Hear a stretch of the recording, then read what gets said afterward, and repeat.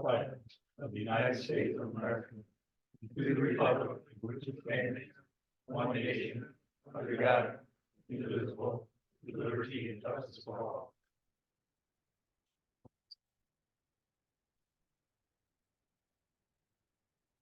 Any agenda changes, guys? Okay, we'll leave the agenda as is. We have a section here where we open it to public comment. We're going to be doing the public hearing in just a few minutes, but is there anything else anybody wants to speak up on? Nothing? Okay.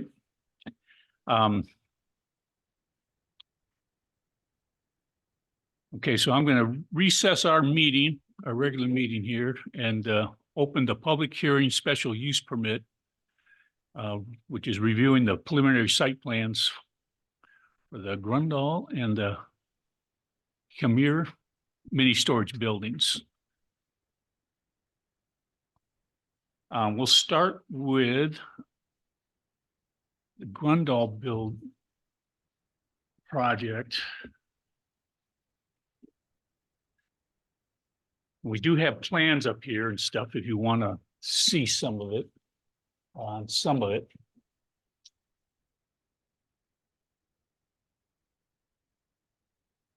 This parcel is located on Ivy Road on the S curves there. There's one storage complex going in at the moment. This would be directly north of that. There's 3 parcels there. And am I right? Yeah. Yeah. And the one that's being currently built is the first one as you're heading north. This would be the middle parcel.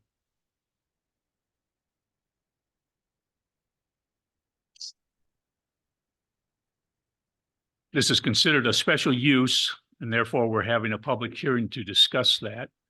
A special use requires that we have a public hearing to review it and give the public an opportunity to comment or at least ask questions.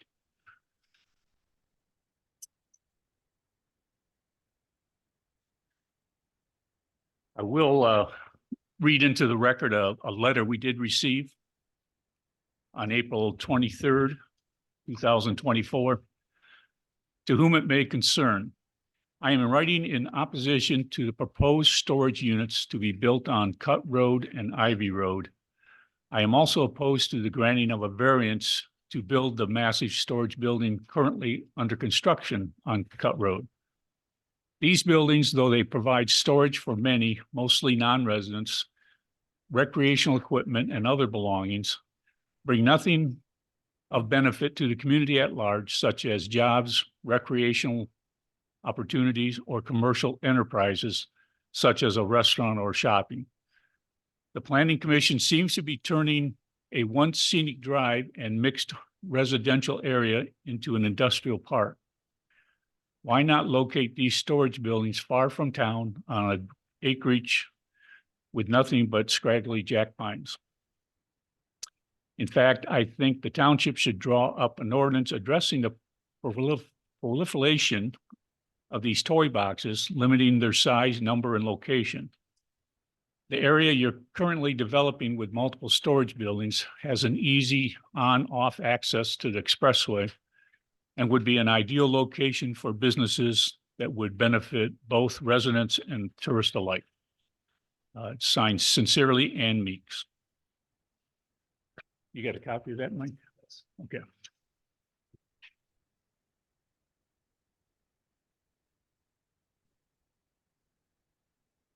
I think that's the only correspondence we received on that, wasn't it?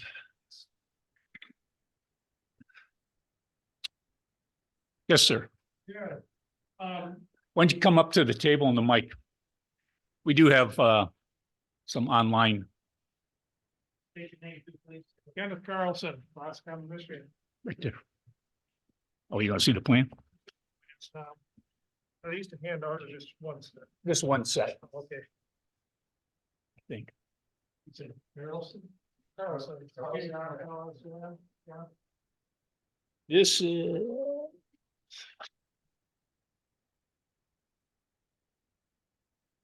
This is not the one we're talking about at the moment. So I can't give you that one. That's the one coming up in the next part of the hearing. Okay, so it's just the one next door here, one of them?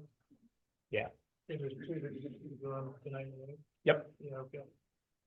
So basically, what we wanted to see was, is there, yeah, this one I want to see is the schematic here. This is the farthest one to the north.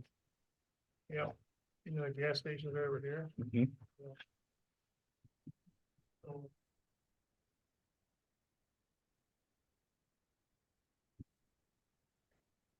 So, The site plan shows multiple buildings. Currently, they were talking about building it in phases and just building 3 buildings at a time. Well, here's the one we're talking about again. That way, some of these are gold and black, others are white. I think so. Yeah. Yes. Yeah, the killer can be a thing. The killer one can be a thing. Oh, okay. The last one. This is the plan we're reviewing right now. Okay, wow. This is the existing site that's going in. It's the third. And they are phasing their plan too, and as our last discussion was to phase it. So. One of the observations I made on the one that's going there now. Is that there's a huge pond out there, I'm assuming that's an effective for parking lot. Yeah. Yeah. So is that line? No, That's not line? No. Is It's- that DEQ regulations?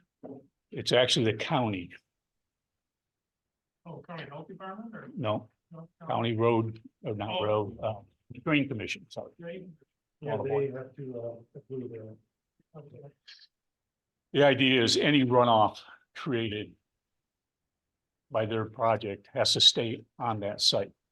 So that's why they have a retention pond. You see those at like Walmart parking lots and stuff. The whole point is you can't impact surrounding properties with water. So my question is, if it's not lined, you know, what's gonna keep it from over the decades with, you know, having an impact on the local groundwater? So they're down there at the lowest part of the elevation of the hill. You know, where it comes down, the side of the hill, and just slowly gets down to the small area there.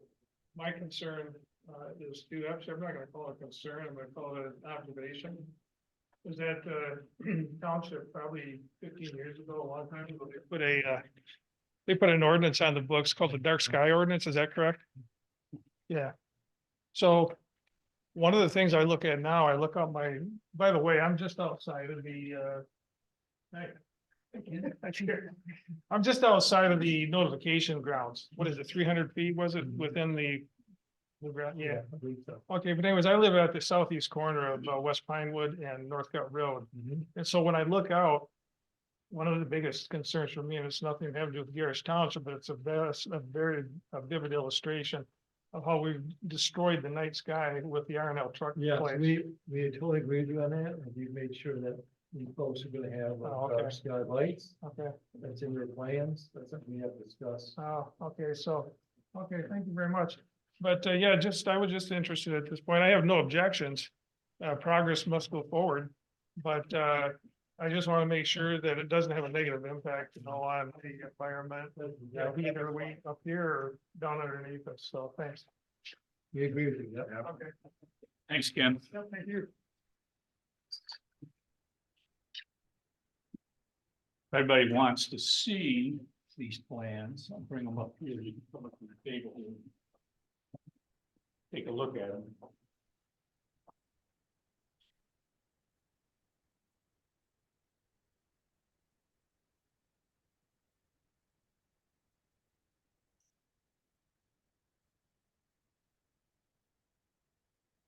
Anybody else got any questions or thoughts? How many total units is it, do you know? Oh, okay, some pictures here. Do you know how many total units? over 150, with the whole building out. Okay, and all the phases total? Sorry, I was late, which one are we talking about? One right next to America.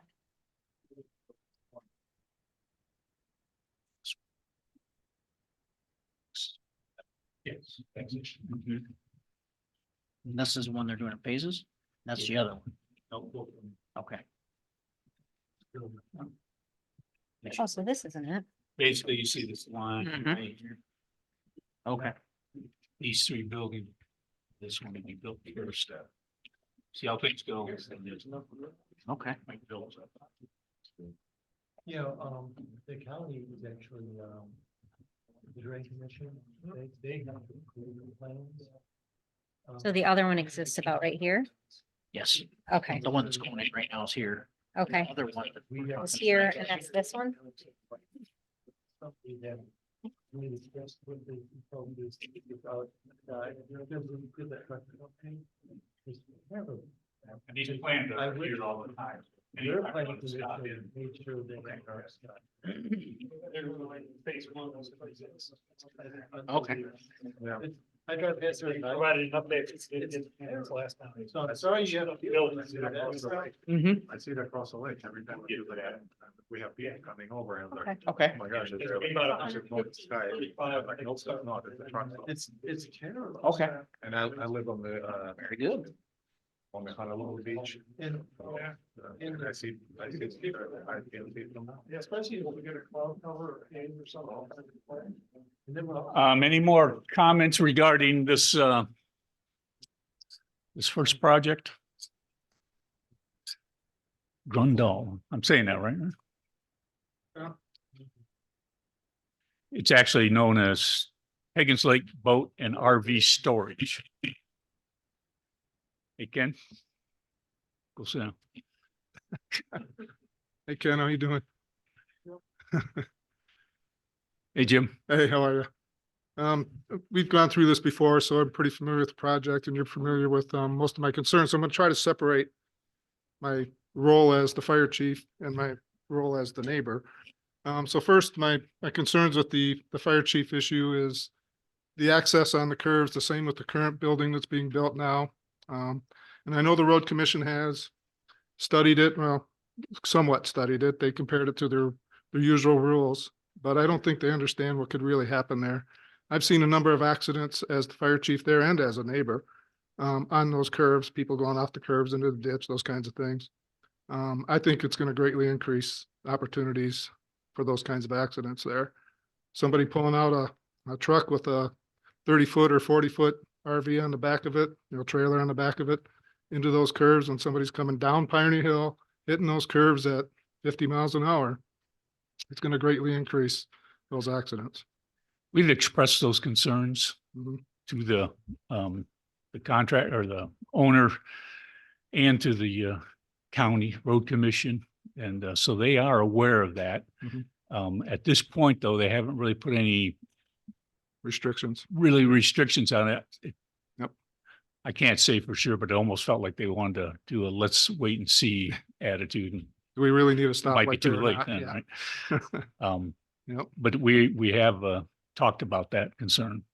And I've worked with the folks that are gonna be building these there and talked about how far back their gates need to be so that there's enough room. So if somebody's pulling in there and they're waiting for a gate to open up, they're not hanging out in the road, those kinds of things. We need to make sure that happens. And Agreed. if you gotta look at the size of the tow vehicle, the size of the vehicle they're gonna be pulling as well, and make sure that that distance is enough. Okay. Having the water storage in the current facility that's going in with 25,000 gallons of water there is great. That's going to help us with all these other buildings as well. I think Jason will be on top of the size of the buildings, making sure they're under 12,000 square feet for fire protection, that kind of stuff. And talking with the folks building as well, we talked about making sure we can get the fire trucks around those buildings, having enough space, as you guys have talked about snow plow removal, that kind of stuff. And I think they're gonna adjust some things to make that better for us. So as long as we're watching that as well through the process, that would be great. that's my thoughts as a fire chief. Now, as a neighbor that's gonna be looking out my front window at these places. I've also talked with them about that and having the design and the layout so that it's pleasing. It's not gonna be something bright and glaring. The dark sky thing is very important to me.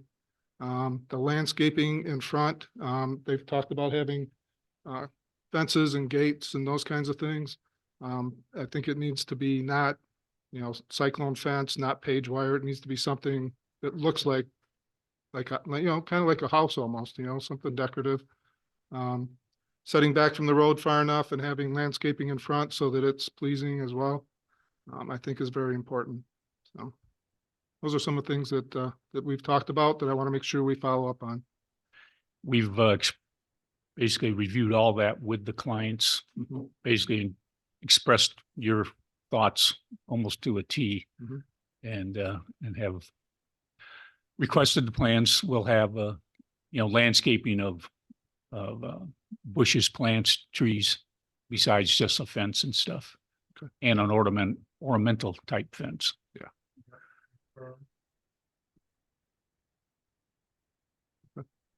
Okay, that's it. Thank you. Go ahead. Yeah, this is some of the info we got this afternoon. I don't know if you saw from, I From- saw, but I didn't have time Okay. to read it. so there was one thing in here relevant to the traffic. We haven't asked Mr. Samaron yet.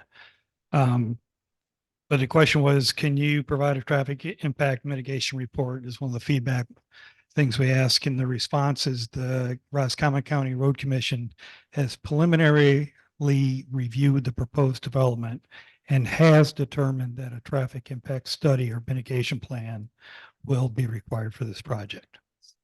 So that was the first time. So what does that mean? I don't know, because we just got this afternoon late and we need to talk to the road commission and also Mr. Zamarin, for some more clarification on that. But I know they did, a preliminary kind of a thing about a year ago. They did, some speeds off traffic things before the other site plan was going. And it wasn't for that. It was some of the regular when they go around the county roads and do their assessments. And nothing became.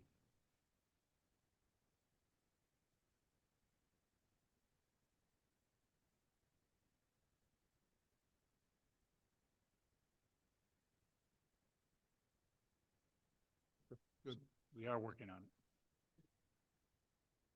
Perfect. So one other thing I was thinking about was, and I know that they've reduced the number of buildings they're going to be building at this point, right? That's what I understand. I think that's a good move because I've talked to some folks that have storage barns right now and they're not full. And I don't know how much we've looked around to find out what's really going on out there. But I'm concerned that we're building buildings that may not get used enough and get abandoned eventually. And I would not like to see that across the street from my house. So I do have some concerns there. And I don't know if we've ever really studied that as a group here or as a county or anybody else. I don't know what the contractors or the people that are building these have done for a study to find out, whether this is a real needed thing or not, but I do have some concerns there. We expressed that to them too. Yeah. And they're confident in or it may be why they're scaling back their project a bit to do a more phased in approach as demand increases. So. Yeah. Okay, I'll be watching out my window every day, so. Appreciate it. You're welcome. Thanks, Jim.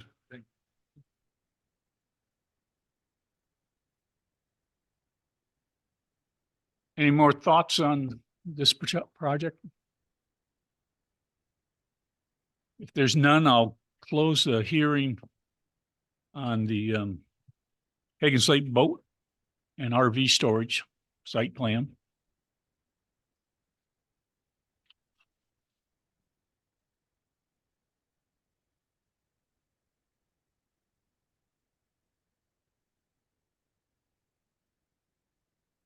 And open the hearing on the Kemmerer mini storage project. This one is located just to the north of the one we were just talking about, towards the existing gas station convenience store. It doesn't go all the way up. We have a little clause in our zoning that doesn't allow this type of development within so many 1,000 feet of that intersection. So they weren't able to use that whole parcel. So it parcel has been split, and they are using I'm going to call it the southern 2/3 of that parcel. So it doesn't run all the way up and border exactly the gas station convenience store property. You might have seen some survey. I see flags out there, but I'm not sure which property they're actually surveying. But if you want to see that, there's plans on the table again. But with that, I'll open it up to your thoughts.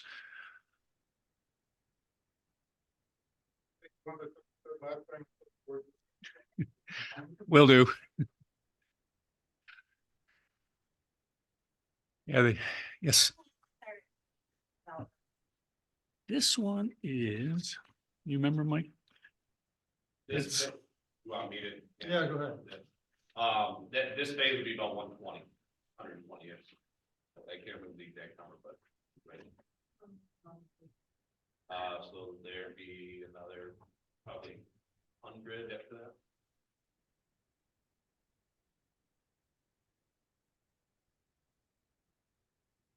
So phase one is 120 units. Yeah, Phase two would be another additional 100. yeah, it might be a little bit more than 100, but yeah. But the one building to the farthest south is gonna be just bigger units, so. Now, last time, it's still 3 buildings for the first phase and same 3 ones you designated Yes. before. Yep. Okay.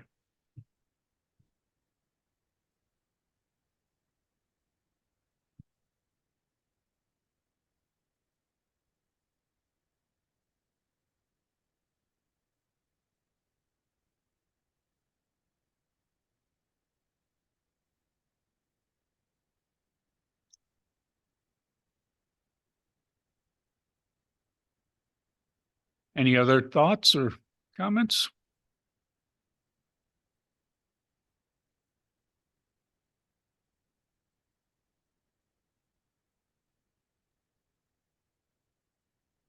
Well, if nobody's opposed, we could close this hearing. Last call. Okay, we'll close this hearing also.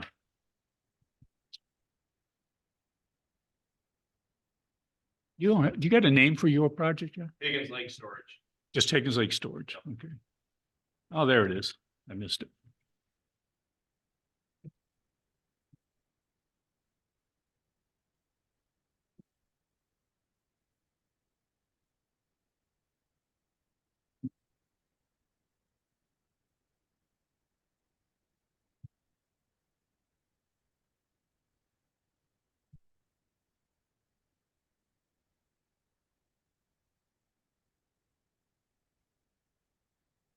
Okay, so I'm going to close the hearing portion of our meeting and re-enter our regular meeting.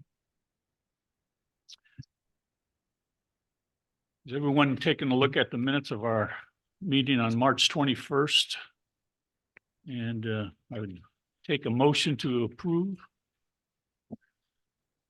I'll make the motion to approve. I second. Okay, motion approved by Mike, seconded by Val. Any further discussion? Being none, all in favor, say aye. Aye. Opposed? Motion carries.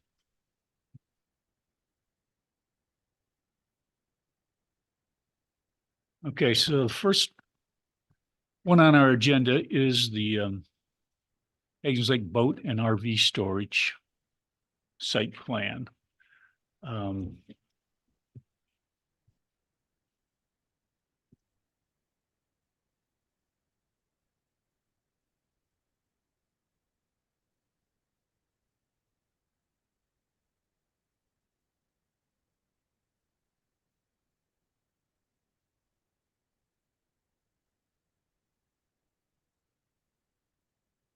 Mike, do you feel, did you have a couple of things left on our checklist that needed,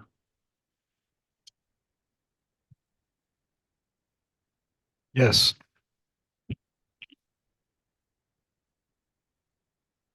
Again, they sent via email, a response for the questions and stuff that we'd sent. There were still a couple items I had. Mr. Zammer, could you come up to the front, please?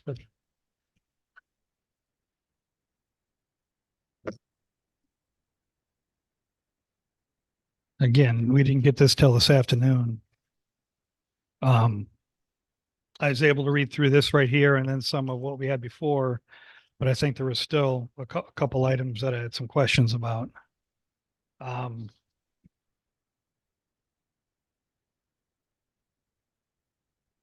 just skim over the letter they sent us just for the crowd. Says, how will the owner handle peak times? That is like Thursday evenings through like Saturday, Sunday afternoon to avoid backups.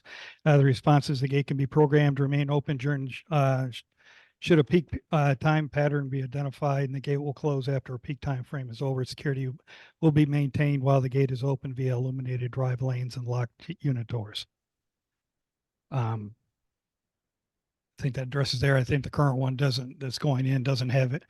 They're planning on more like 9 to 5 kind of operations and stuff. So, the second question is what's proposed total unit count and size? Then for the phase 1, you have a breakdown. It's going to be 4 units,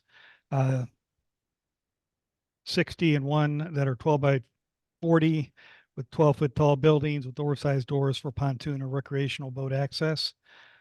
27 units, 14 by 45 for RVs, 16-foot tall buildings for easy full-size RV and large boat access. Another one is 24 units, 10 by 10, 12-foot tall, with 150% more cubic storage. And another 24 10 by 20s with 12-foot size, again, 150% more cubic storage. What's that cubic storage more mean compared to the others? This particular category of 10 by 20s is to accommodate medium-sized boats. Okay. The 150 more cubic storage as compared to a standard size unit with lower doors and Okay, so it's got that's compared to something that's the same, like say 10 by 20, but because it's taller, it's a cubic volume what thing. is customarily built. Okay. Yeah. Phase 2 unit breakdown will be determined based on feedback and demand from customers and the size of units most needed to serve the township needs. A question on that, did you have in the question that came up or a statement, have you heard anything about other units that currently exist in the local area that their demand is dropping? Yes, we have heard that. Okay. That's why we're keyed in on boat and RV storage, because we believe that that's where the demand is. You know, with my comments in the letter stating that, you know, people are spending a lot of money on this. All right.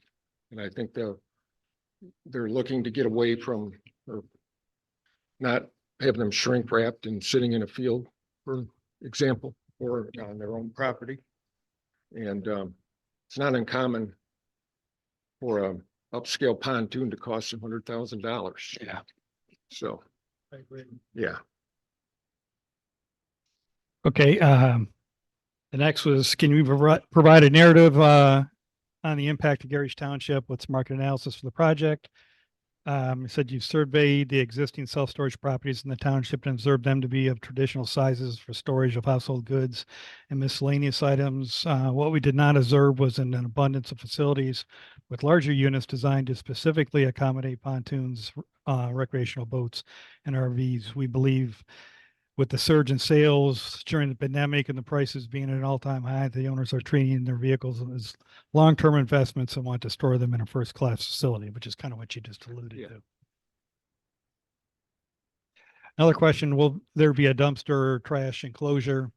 And we just asking for it to be stated on the statement here. And you said, no, there will be one during the build out and you're going to take it Yeah. away and not have one on site during for the tenants to use. Next question is, can you please provide a project schedule? And the answer is we are planning on commencing construction in the spring of 2024 upon receipt of required permits and approvals and complete phase one late fall of 2024. Additionally, recognize and share our concerns of clear cutting the entire site. Will be clearing only the site area to allow for construction of phase one only and leaving the balance of the site in its natural state until commencement of phase two. I got a question Sure. for Jason. What specific, do you need more detail than that? Than just, we're going to start here and end here? Are there some other key milestones that you want to have included? And it, okay. That was one of the questions that I had that, it was another, we said from the time you say go to the time then, is there other things, you build up this portion, you get this portion, stuff. So, next question, will toxic waste or hazardous material be stored on the site? And can you provide the contract language that will prevent this? You said no toxic waste or hazardous material will be stored at the site. This will be stated in the contract terms and the conditions of the lease statements. Another question is, what permits will be required for the project?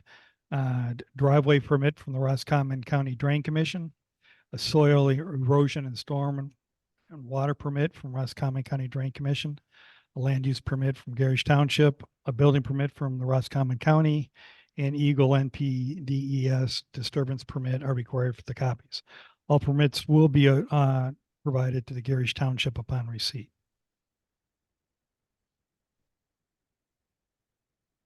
The next one is concerning the traffic. It says, can you please provide a traffic impact and mitigation report? And the answer is the Roscommon County Road Commission has preliminarily reviewed the proposed development and has determined that a traffic impact study or mitigation plan will be required for this project. Now that was, did they give you any feedback on the previous one that they did about a year ago that it wasn't designed for this? It was just a road thing. Yes, they did respond to say that they would stand by that. And so was another one, more information needed on top of that, or? Yes. Okay. Did they give you timeframes or is that something they have to do, or is that, did they state you They need to said do it? more or less that, to get through our approvals and, then approach them on it. Okay, it's kind of like the chicken and the egg thing then.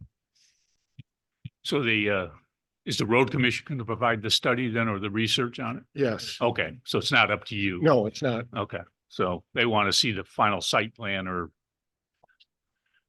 probably to review it.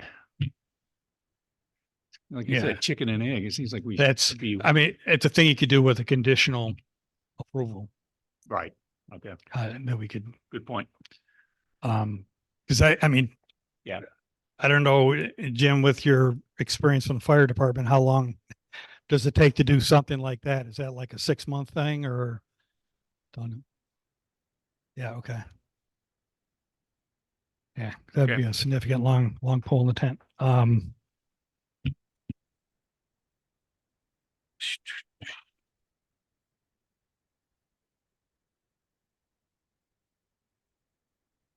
Next question is, can you please provide an environmental impact and mitigation report? The answer is hand augers were conducted on the site with results being displayed on sheet 2.1 of the plan. Set no wetlands or other sensitive natural features will be disturbed from this project. Existing trees will be preserved where feasible as identified in the plans, and no studies or reports have been requested by the state regulatory agency officials. And 2.1, was that one that was previously submitted for the last time, or was that an additional? It was the one we submitted. Submitted before, okay.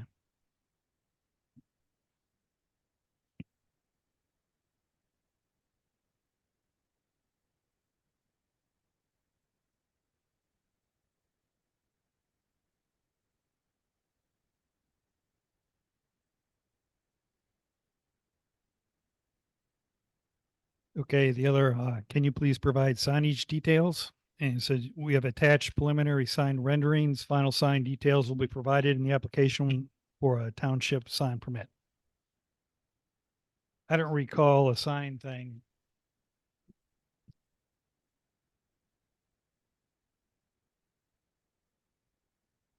Was there a sign? We don't have a rendering yet. Yeah, okay, so that's still TBD Yeah. on that. We're planning on doing a monument sign.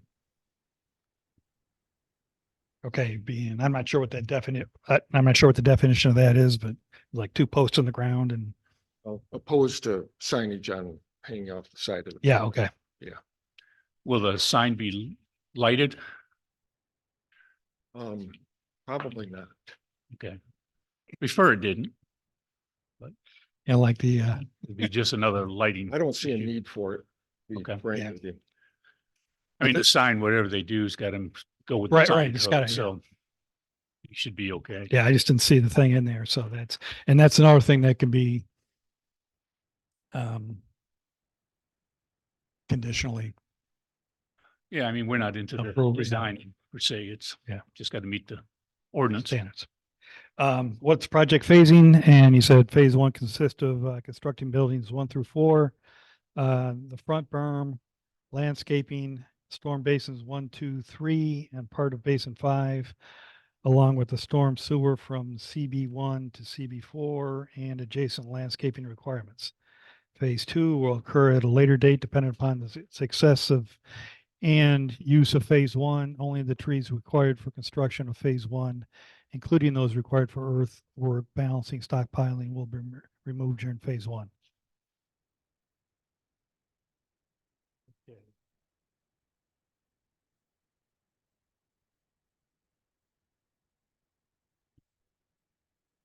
I'm just trying to find the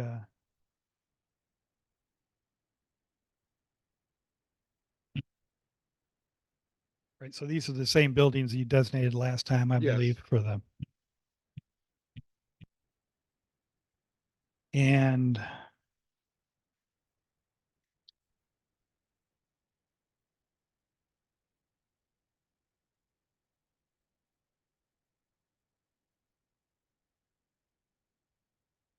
CB1 to CB4 for the storm sewer, was that a page? Was that a specific item on a page?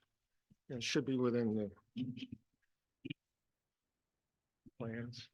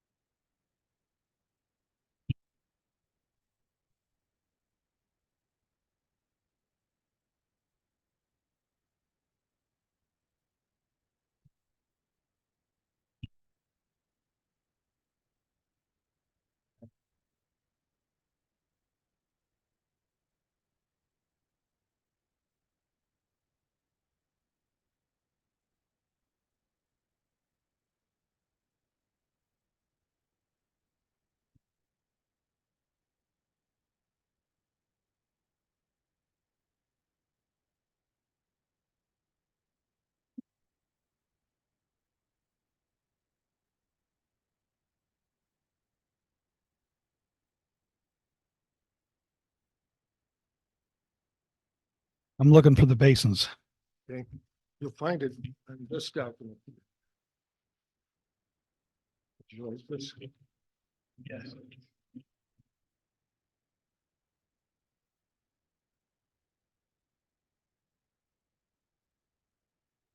Right, and see here is one. That's, does this have a number? Is that 2? Small paper. So basically just running drains to the two Yeah. ponds. Yeah. I think we're covered. Here, here. Yeah. The three. I was just trying to match them. Said 1, 2, 3, and 5. See 1. This one right here.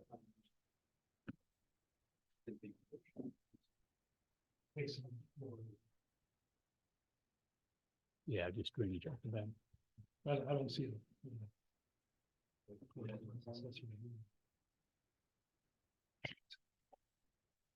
Yeah, you're gonna run a drain line all the way down the back of that building to catch water and take it either east or west. And CV 1, 4. Because you've gone through all this with the drain commission and all that, so we should be good.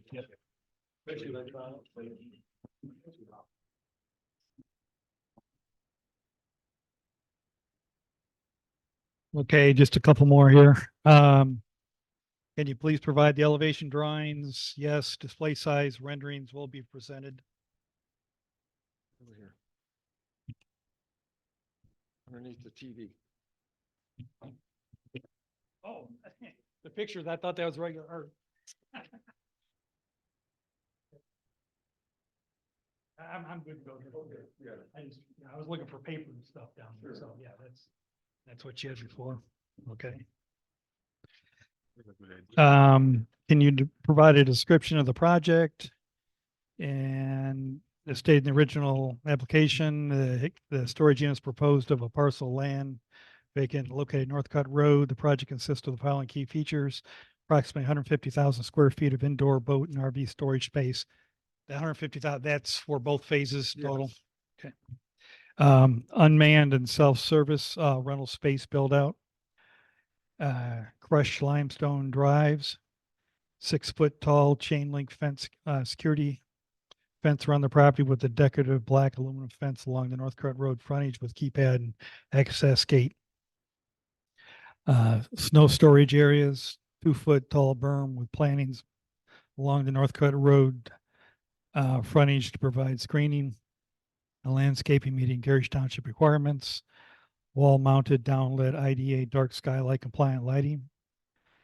Parking provided adjacent to the buildings parallel. No outdoor storage. And a monument site in accordance with the Garrish Township requirements, and then stormwater management controls. That's one thing, if you note, if you look at their site plan, their entrance lines right up with the, between two buildings, so if somebody was pulling in and traffic was heavy, they could actually just keep going forward Yes. and then drive to their unit, wherever it might be. That's kind of a plus.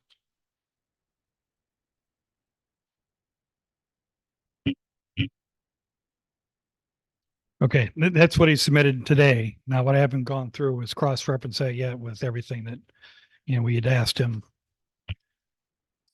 So far, so good, though. Yeah, I think we've got it. Yeah, this- based on my list.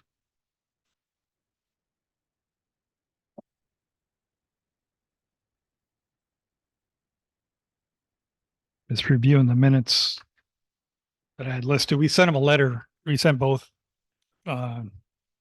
site plan folks the letter of the items that were all specified in the minutes.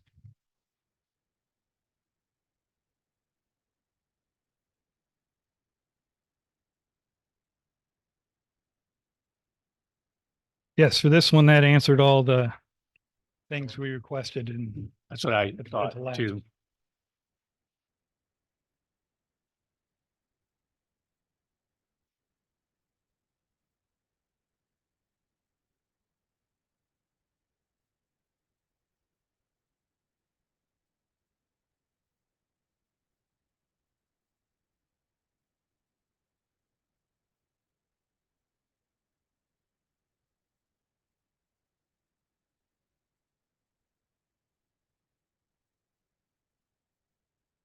so with that, I think they've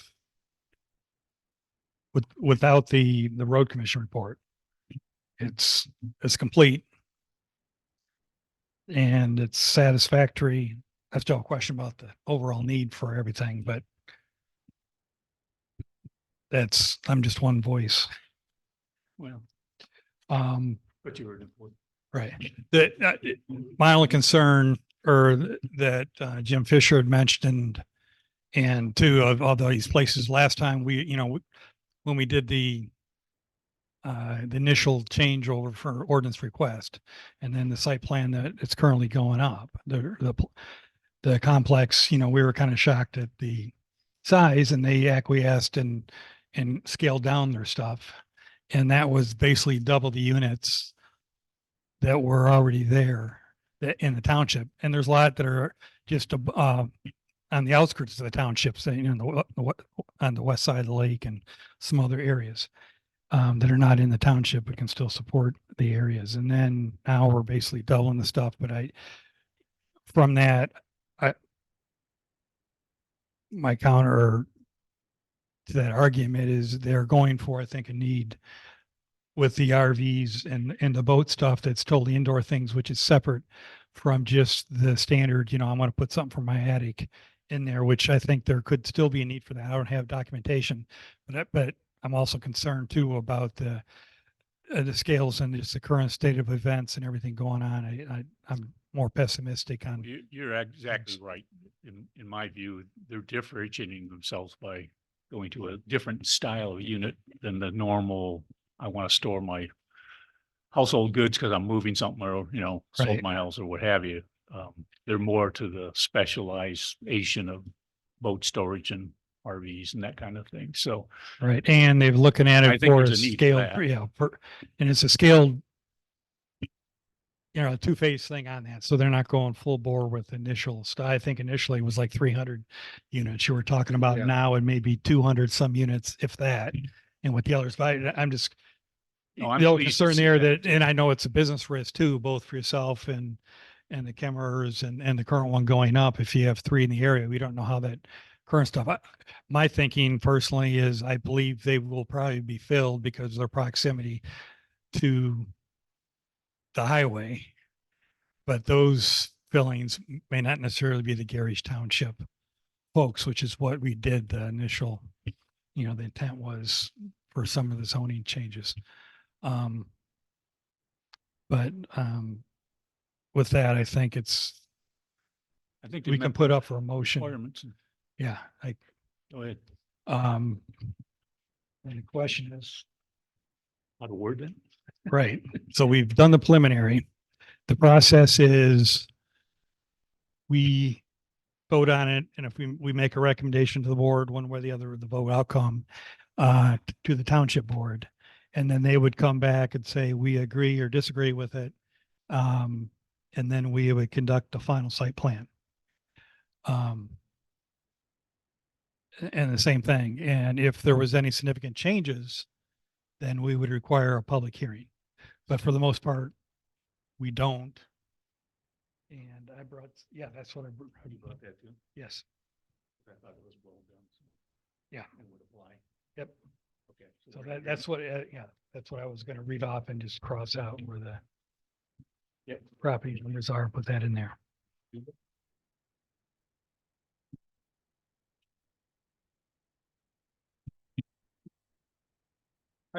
I printed out a smaller one. There is some motion.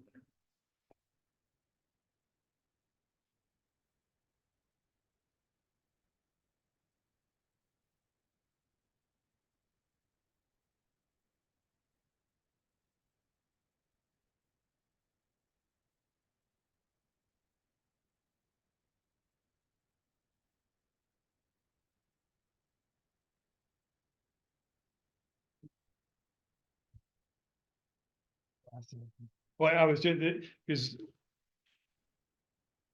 there were several, How we did last time, we just had one site plan. And there was a couple motions. One,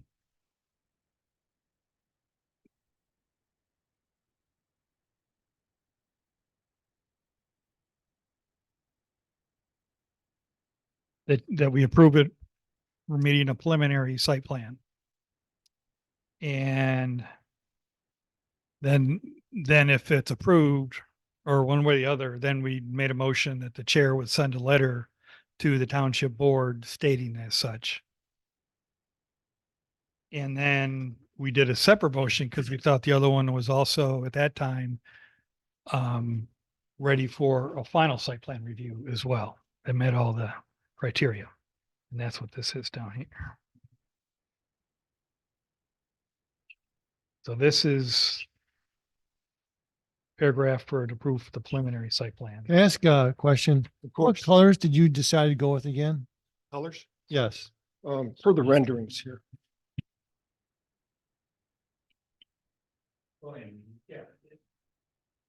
Oh, that's right. Okay, yep, thank you. Very good, yep.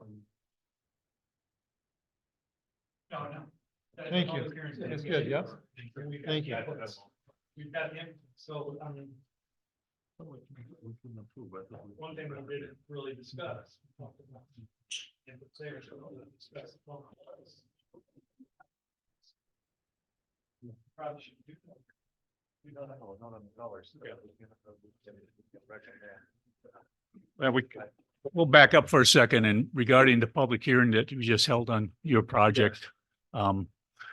We recognize the concerns that we did hear and discuss. And I think that we've, as a board, have addressed those, and more importantly, you have addressed those concerns, and they will be acceptable. Very good. You guys concur? Yes, we do. Okay.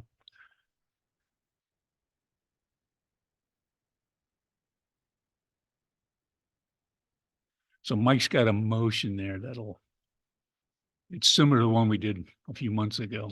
Yeah, so there was essentially, it was a handful of motions. One was the first two, we believe it's sufficient, complete, satisfactory, sufficient for to meet the preliminary site plan review for recommendations to the board. The second is make a motion to recommend the chair provide the board with the letter of that recommendation.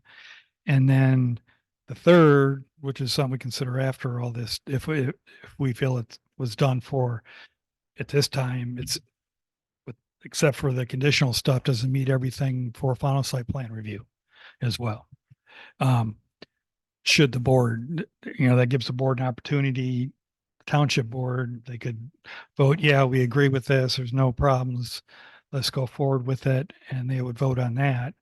And then if there wasn't anything there, then they said, yeah, we think it's also good for your final site plan, they could vote on both of them. But we need to have a motion first for this, does it meet that? And then see where it goes there. My one concern about doing some of that is when one aspect is good, you're trying to, speed up the process and not slow things down. That's good for the people submitting it, but then for our obligation to the general public and the township too, are you doing something that's so quick that you're not giving people an honest opportunity to, rebut the stuff? I don't know. We've been working on this for. I would 4 say, months, 5 well, months. we have, but And we just had a essentially, Public hearing, so. yes, but the reality Your too. concerns- Yeah, the Just reality what's too happening. is the website has not been up, the minutes have not been posted on the website for any of these things. There was one for February, so this one in particular didn't meet in the February one, and I would get that, but I can tell you, yeah, we've only Our- started doing that recently. I mean, for years, we never had No. internet. no, we've, since I've been on and doing this, we've published the minutes and that stuff on there. We've just undergone they're redoing the website board. And even the announcements for the last couple meetings until I prompt them this week. Okay. The Well, what do you think agendas- we should do? Well, right now is just to make the motion there. I throw everything out there for it's a consideration for, we Let could the- still vote for the final stuff. Anyways, the We could first let thing the is to, township board decide if Yeah. they want to do it all or they want to Yeah. slow her down. so let me just do a quick review over this and replace the key elements.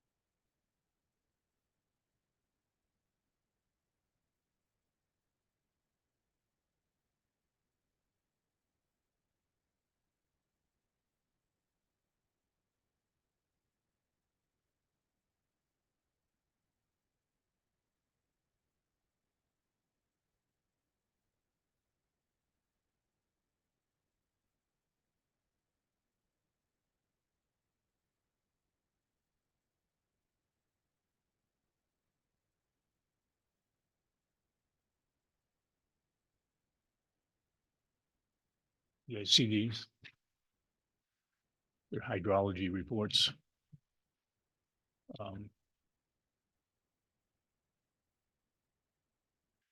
Amazing to me they can figure all this stuff out.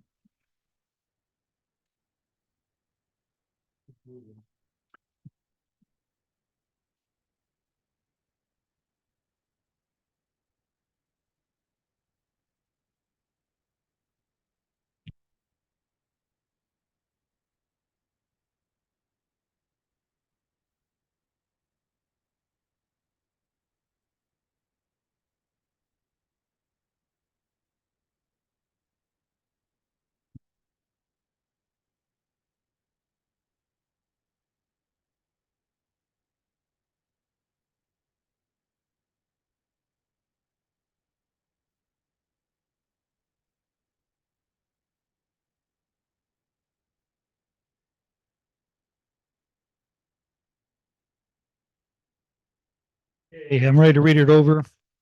And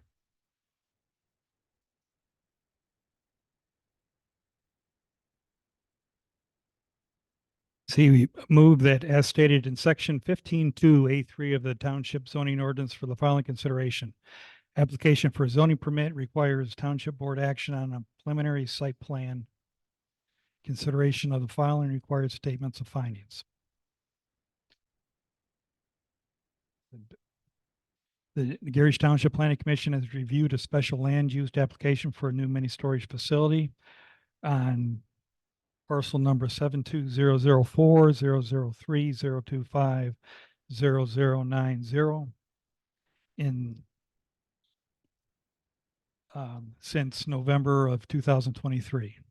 The project is allowed through a special land use agreement as called for in Article 3, Table 3-3.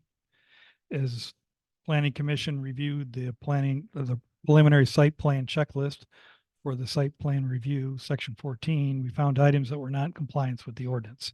Each of these items were addressed with the developer and have been resolved and are now in compliance with section 14.4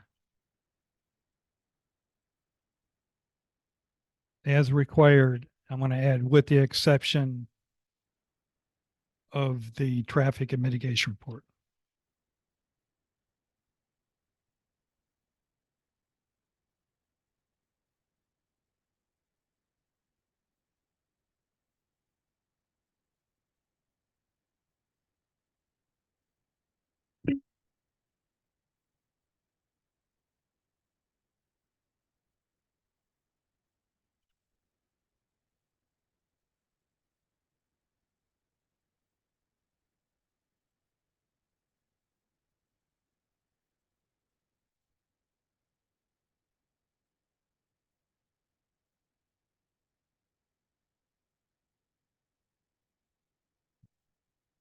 I'm just looking for the section in the checklist.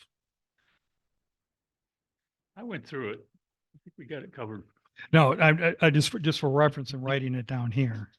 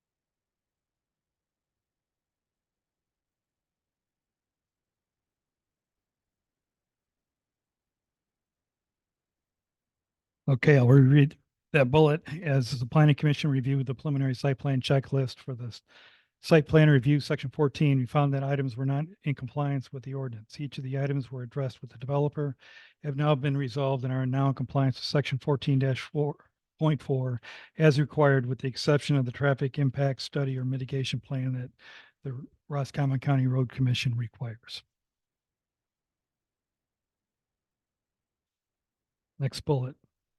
Additionally, it is agreed that the project is in compliance with section 15.6 approval standards. Excuse me, as required. Next bullet, a public hearing was held on April 25th, 2024, as required in Article 15. There were comments and no significant objections to the project.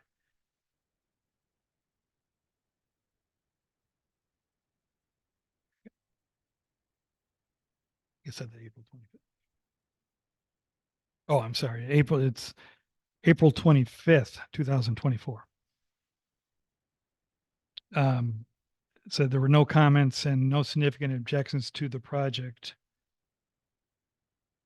There, I was wondering if it should be worded a little bit that we addressed that the objections or that the concerns that were expressed by the, I think you got it right. okay, just 'Cause we're- leave it that then is comments and no significant objection to the project. Right. Okay.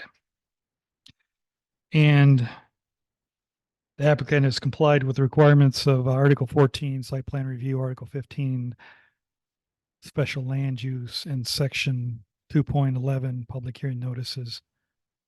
And move that the planning commission approve the preliminary site plan for the Higgins Lake Boat and Storage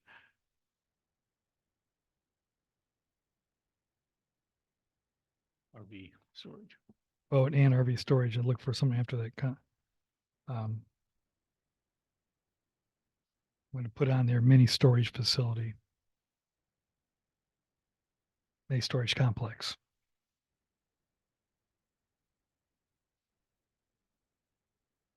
For parcel number 720040030030250090. Provided in the township zoning ordinance, and that the chairman send a recommendation to the township board for approval. And that the planning commission chair send the recommendation to the township board for approval. That it? Yep. Kind of wordy. So as a motion made, I'll make the motion. Okay. I'll second it. okay, motion made and seconded to approve the site plan. Motion presented. All in favor, say aye. Aye. Aye. You're good to go. Thank you, gentlemen. Appreciate it. Thank you. Okay. Thank you. Okay, that second motion about, basically it was included in that final statement. So about recommending the chair send the recommendation to the board, the letter. So Okay, we'll forego that. Then the question is, do you think it's sufficient with the exception of the impact study? Yeah, because- So it'd be a conditional approval. just say we need to see it at some point. Because the road commission's actually doing the study and they're not going to give him a permit until they get the study done. So you almost, I would think, I don't know how they're doing this, but now that he's got a semi-approved site plan, I mean, we got to recommend it to township board now and how they act on it. So I say we're good. We got the information we need to send it up the chain, and as soon as you Yeah. Now, we'll just have to wait and see when you could take this and say they preliminarily approved it, but you might wait until you got the official. well, even if we got to vote now if we want to Yes, we, on that motion. And then if that's approved, then if it's conditionally, approved by the board, it could still be whenever they get it done, which could be a 6 month or so thing. But there could also be major objections on the board too, or comebacks that they have that Oh, yeah. we Anything would can see. happen. So, okay, so let me take a quick gander and at the verbiage and for the next one, for the approval as a final site plan as well.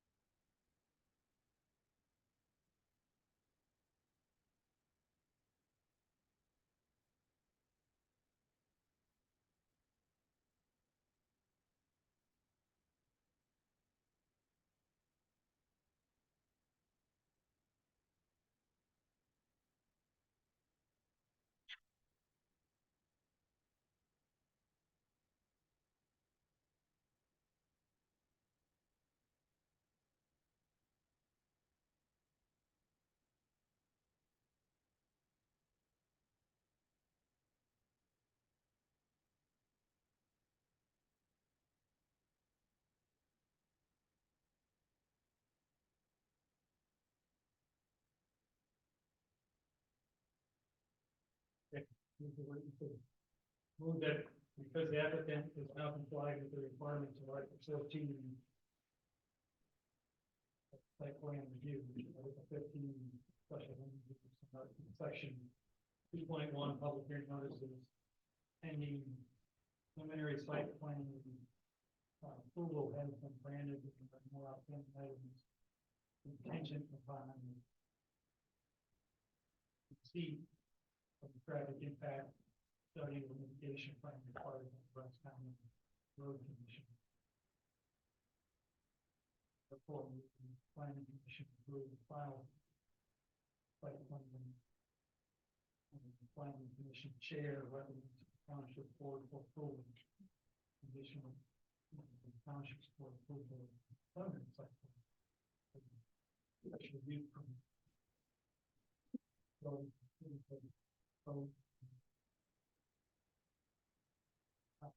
On parcel number 17,004, 3,5,000, provided the township.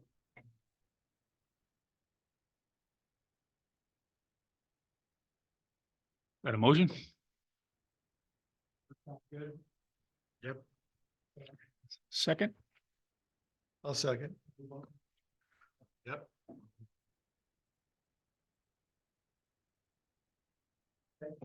All in favor, say aye.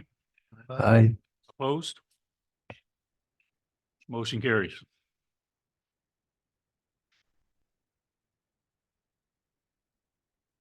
So we'll get everything up to the township board, and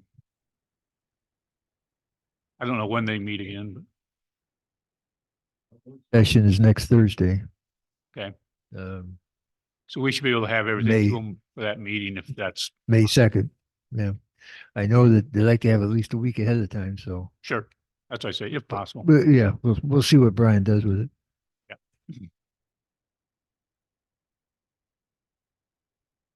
Thank you. Thank you. Thank you.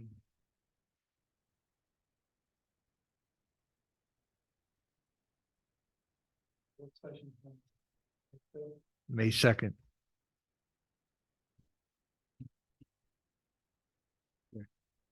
The first Thursday. Put 5 in the. Okay. Okay, that's work session, and then we get the meeting. The 14th. Second Tuesday.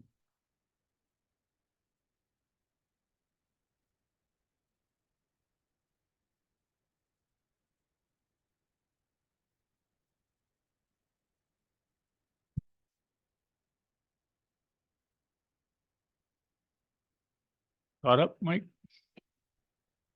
Well, let's open up the review of the Higgins Lake storage. Site plan. There is some plans here if you guys need one. You got one sitting there. You need one? You got one? Okay.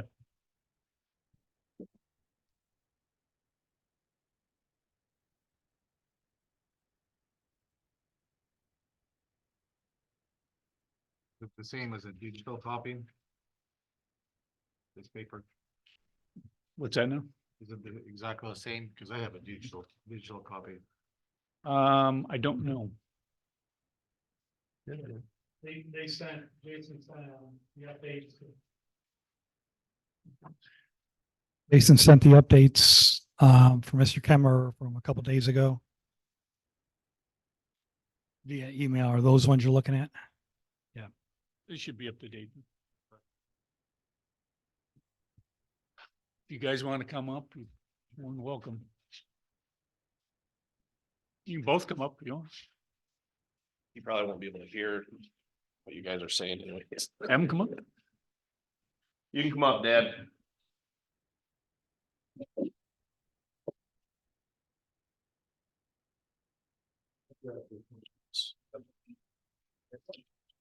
This is his too.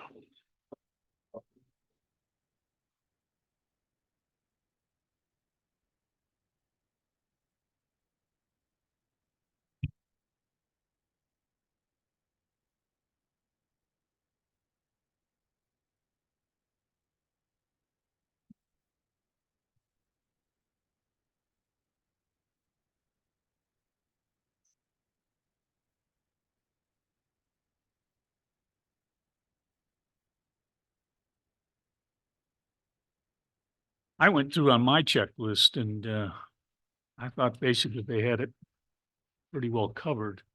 Did you have any loose questions yet, Mike or Val? Mike?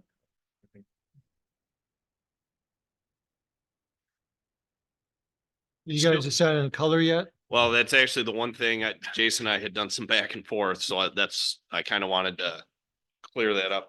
So what we'd like to do is do like a dark gray for the sidewalls and that, and then either a dark blue or a dark green for the doors. Is what we'd like to do. So I guess, A green would be better. Yeah, it doesn't seem a problem to me. I mean, those are you know, because I know you guys, Pretty earthy and I agree, colors. we don't want something that sticks out. So that's Okay, good. Yeah. Like a dark green would be good. dark green is okay. Doors and it'd be doors and trim. Yep. Yep, okay.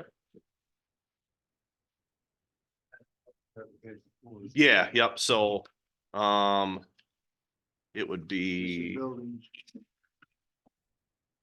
yep, so it would be one of those two. I can't even tell the difference between those two, and then the, so it'd be this, yeah, yep, that's, Circle it, would you? yep, yeah, it's actually marked on there already.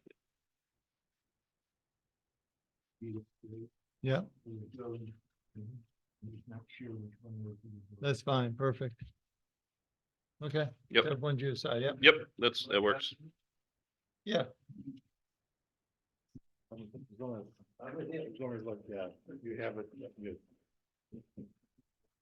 I'm gonna call that, you know that. So my wife says I am too.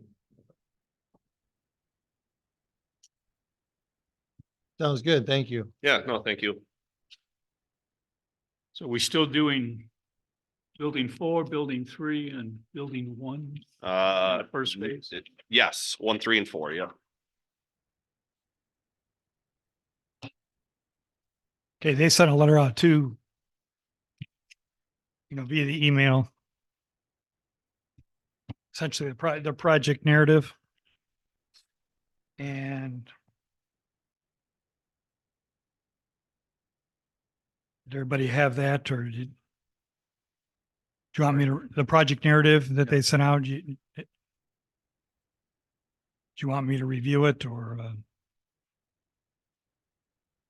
You want to go? Yeah.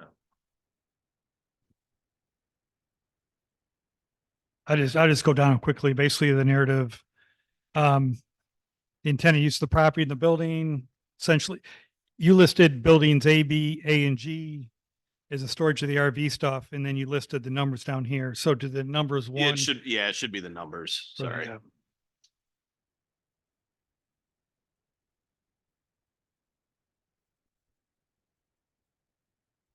Okay, the acreage, essentially it's been split, so it's 5.7 acres, zoned for C1 for storage units, and that other one is not, you're not involved in that, and it's listed for sale, and we don't know yet. The total number and density of the buildings that was I think we did the calculations before. You were within the, I think, overall square Yes. footage for the total of all the buildings together per percentage of the lot, even with Correct. the split. Yep. And you've got listed here, which is helpful now. Jim, the Fisher, as the fire chief, said that I think the restriction of not greater than 12,000 square. Yeah, feet- that's why we split the farther south, that used to be one building, and talking to the fire chief, we split that, put a 10-foot wide alley in there. He said that'd be enough, so he can get a truck and hose and whatever he needs in there. So then it's still 12,320 feet then? I'm just looking at your narrative summary of the, Oh, sorry, so that'd be building 5. Or is that the I'm building looking at, on your narrative, you've got, building 1 is the total usable is 12,320 Oh, square building feet. 1, excuse me. Just let me double check that math real quick. I never like to just assume that it's correct. Yeah, it is 12,320 square feet. Okay. Yep. So there would be a firewall in that.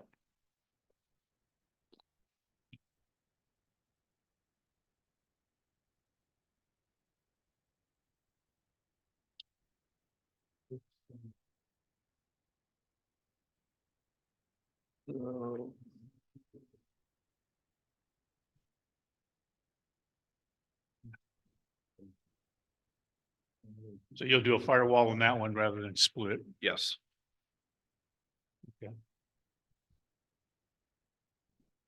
So you'll make that change. Yeah, and then you had another one, building 5. Yes, that one will need it. That's part of future phases, but that one would need a firewall. Yeah, fire chief on that further south building. I think, wasn't it, it was longer than his hose could reach, so that's why he wanted a break in the middle. Wanted us to split that. Yep. So that's why we did that. Yeah, if you'd mark those just firewall. Yep, I'll get that changed. You know, help Jason remember. Yep. Yeah. Yeah, that'll be on the actual front of the building. I figured that. Yeah, but the Yeah. blueprints, yep. Yeah, and then here, if you just annotate it on here as well, this is not a showstopper, just for the narrative thing. And then if you put in parentheses, which is phase 1, Oh, okay, yep. and that way just adjust those letters to numbers.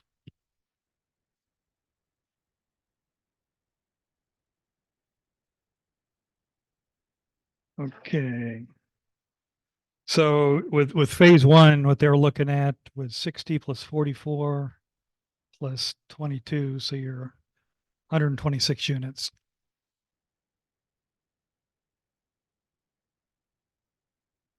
And phase 2 is really TBD.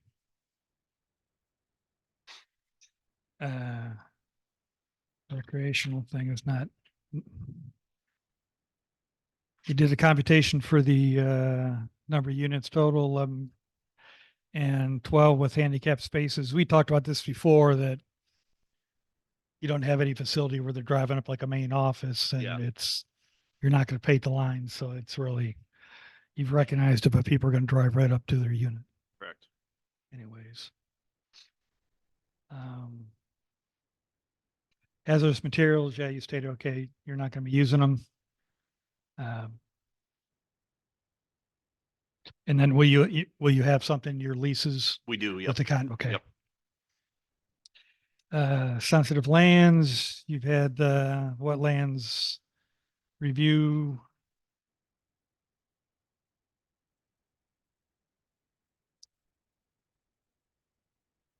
Have you met with the Drain Commission? Yeah, there was a separate packet. Should have been the stormwater management plan. Our engineer is, Is that this? yes, that was not my first page, but yes. I have a, let me grab a. So basically, you've come up with this storage pond and Yeah. they've reviewed it. Yeah. Okay. You watch this one or? I don't, can't make heads or tails of it, so. See what you- Okay. Yeah, it's the same one that we got Okay, here. So, yeah. Yeah, there's a lot of math that went into yeah. this. Okay, just as long as you're getting that permit or what have you. Cause that was one of the things I had.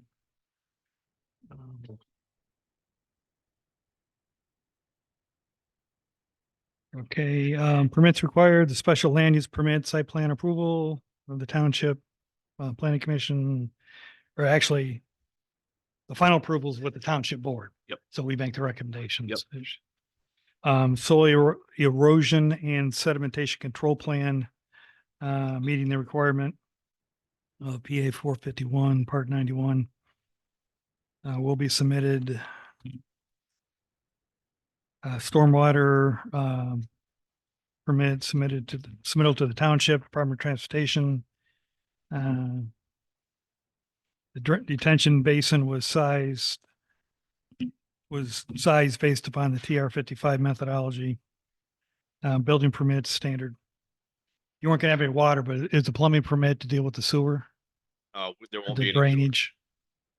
Were you having any water on there water hookup, no. or I mean, it said plumbing permits and stuff. Yeah, it was actually something. You're not gonna do a plumbing, you just put it down there. It was Yeah, a list of stuff. Okay. And the landscaping, you've modified the stuff with the buffer and then one of the, I think it was the lighting plan. Real small. You had the lights designated. There was a bunch of dots here. I assume those were trees. yes, the Where's black that? Okay. dots, yes, They those want are all the- trees. And then we talked about not requiring them on the south side because you're essentially looking at possibly Yes. the other storage thing up there. So it wasn't like a whole different residential unit going in.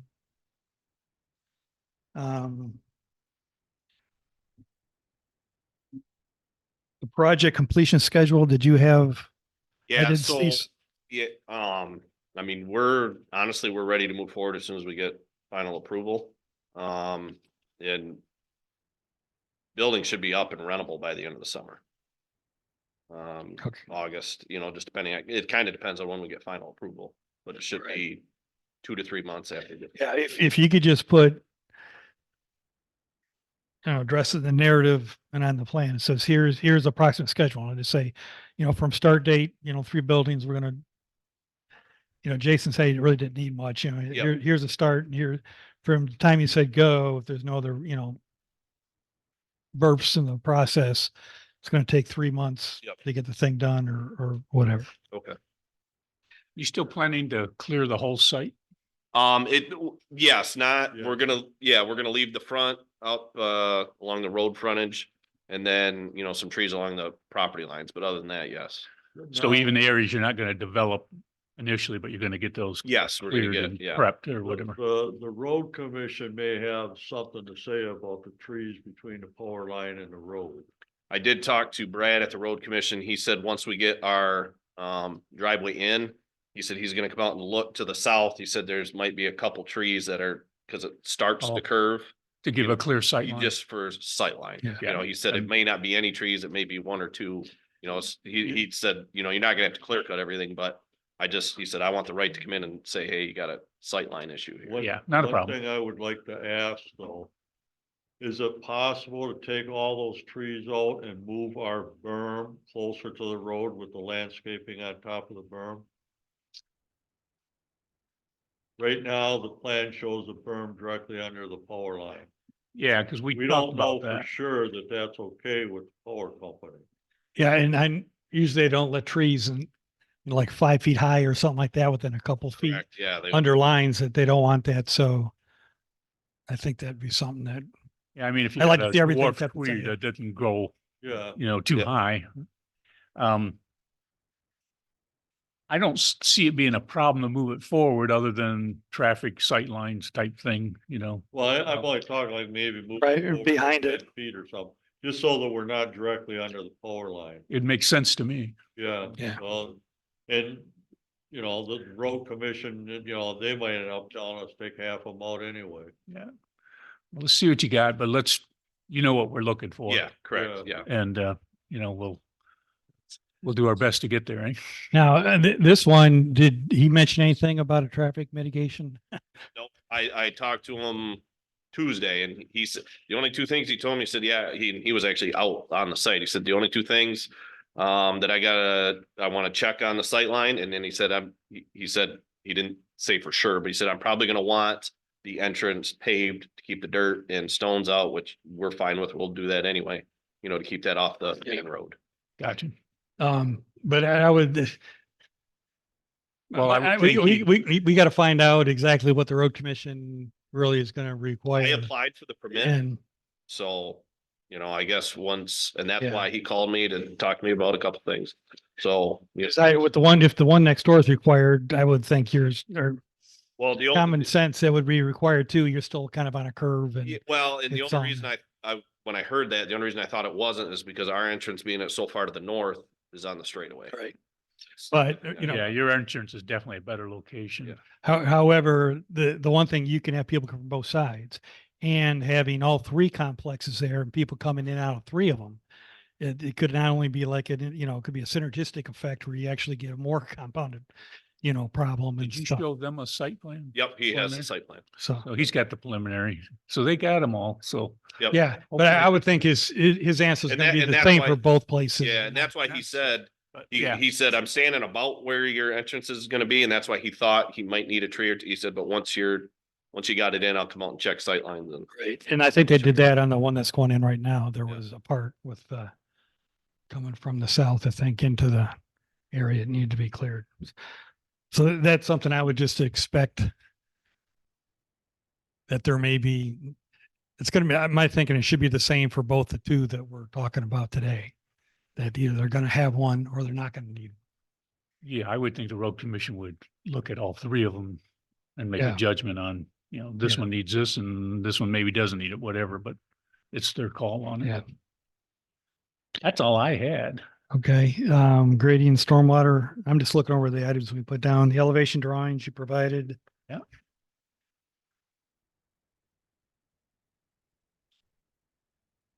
Did you have a decorative type fence in the front of it? Yeah, eventually, yes, once we're done. Okay. Yeah, it'll be, black aluminum, I guess. Okay, good. Yeah, was similar to his gate, that style. I just Yeah. want to make sure, yeah. Yep. And same thing, I know somebody had said questions about the gate. Our gate will be similar to his where it's basically open dawn to dusk type of thing. It's on a timer. Then it shuts at night. People have a code to get in at night and that way they're, feel secure.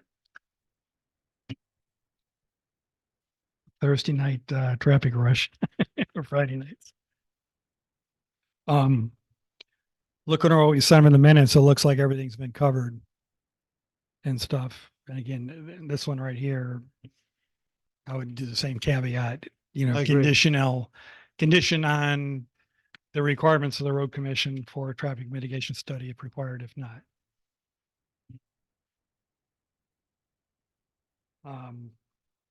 Yeah, either way, they've got to get the permit. So the road Yeah. commission has enough draft on that. I think we're good, right? I think so. I think so. I think we're good. Yeah. Any comments about all the comments sent you were the same from the public hearing. Ditto from the last one to this one, so. For the record, I say that we think they've been addressed and. Yeah, I feel they covered nothing ma- everything Yeah, I did too. I feel confident. we were asking. No objections. okay, with that, just like we did the other one, I think that's essentially the same thing, Same motion, basically. same just- motion, and then just change. Change the names Names and dates, and the, parcel numbers. exactly. And we go ahead and move on that. And is that Yeah. something you can do on your I'm time? just writing this right, yeah, I'm just writing right here, and, You get paid so much, you know. yeah, I just want to read it for the record. Just get the property. Okay.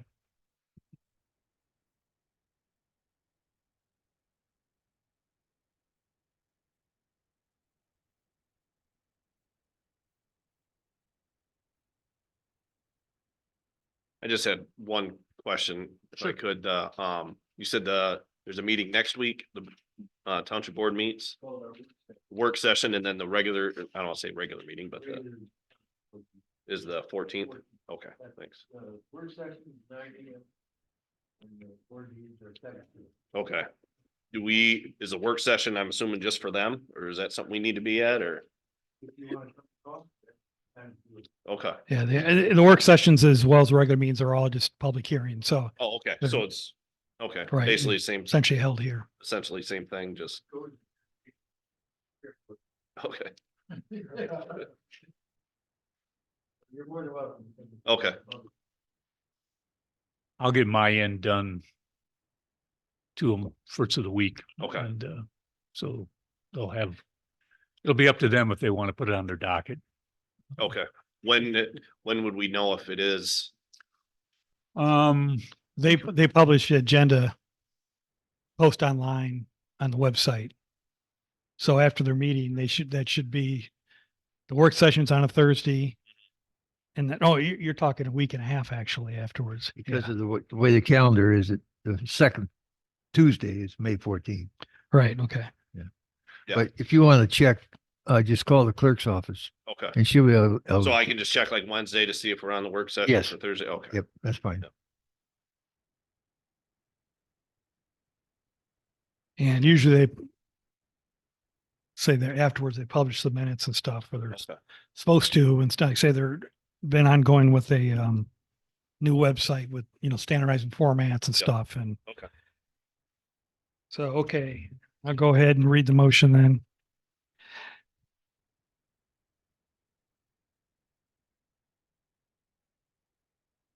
Okay, move is stated in section 15.2 A3 of the Township zoning ordinance for the following consideration. Application for the zoning permit requires the township board action on a preliminary site plan. Considerations of the following required statements of findings. The Garrish Township Planning Commission has reviewed a special land use application for a new mini storage facility on parcel number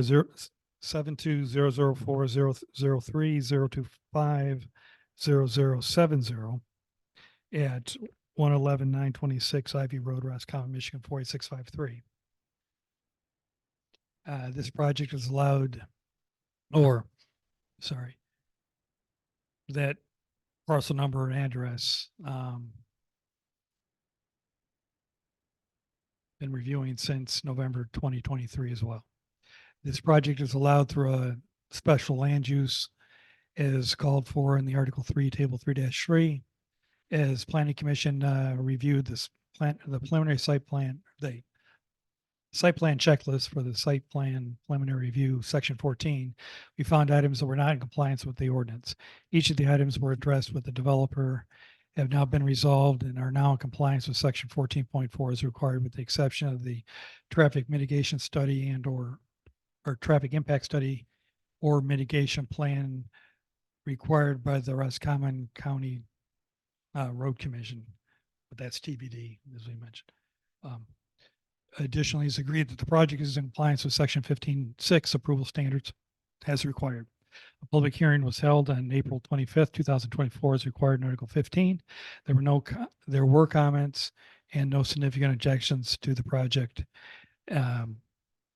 The applicant has complied with the requirements of Article 14 site plan review, Article 15 special land use, and Section 2.11 public hearing notices, and move that the Planning Commission approve the preliminary site plan for the Higgins Lake Storage Mini Storage Complex, parcel number 72004003003 0250070 at 119026 Ivy Road, Roscommon, Michigan 48653.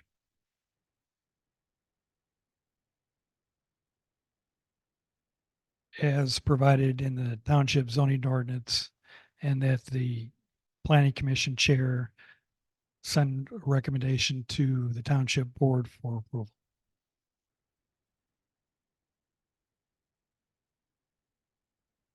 So that's the motion. Okay, so you make a motion? I'll let somebody else do that. I'll make the motion. Okay. I will second. Okay, motion made and seconded. All in favor, say aye. Aye. Opposed? Motion carried. Ledger.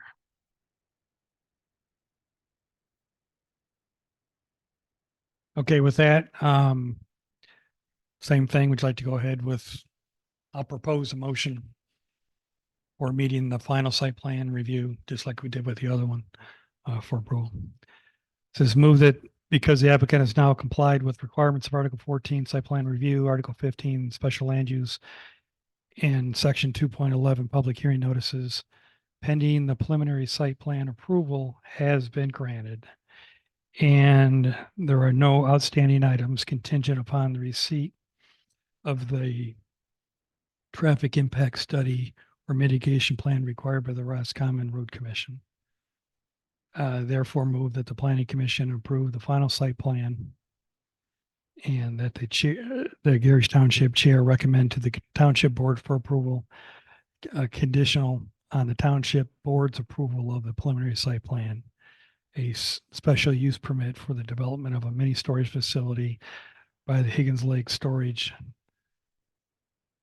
the parcel 7200400300300250070 is provided in the Township zoning ordinance.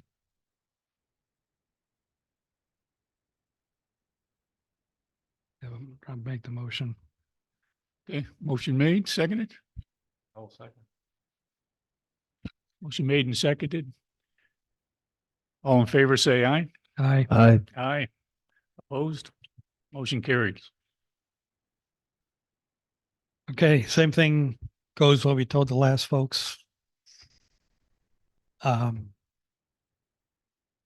Wait to hear after their final meeting on the 14th what their decision is, if we have to do any changes or go forward, and then we'll also find out about the road commission, what they're looking. And I may even, call the. Yeah, guys that I talk to them talked too. And you might mention the same, hey, you'd mentioned that to them, and Yep. and they may have said it at the time, and maybe they disagree or looking at it now, say no or no. Yeah. Okay. Because all three of them, yeah, we definitely need to go ahead with it and stuff. Okay. But again, the new supervisor, Brian Hill, he was a former police chief.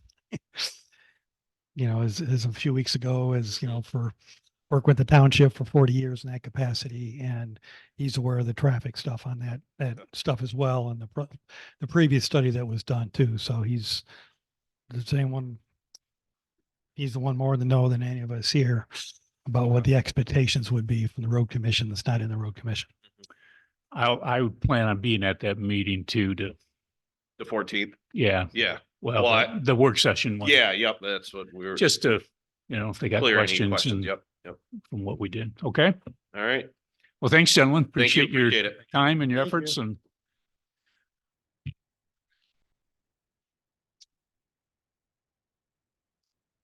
Yes, sir. Sure. Okay. The item that concerns the road commission was an oversight. We actually reached out to Brad Dahlstrom back in January, and among the packet that we supplied last time is a fairly lengthy list of requirements, not a lengthy list, but he has about half a dozen bullet points in here on the process of satisfying the road commission. And I'd be happy to have him pass that. Is that from the road commission? Okay.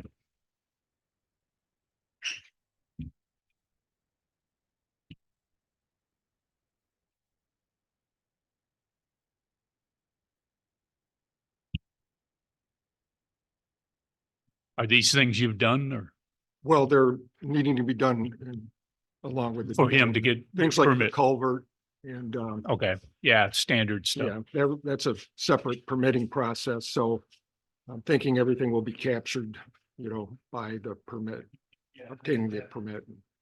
That was emailed out with the packet in January.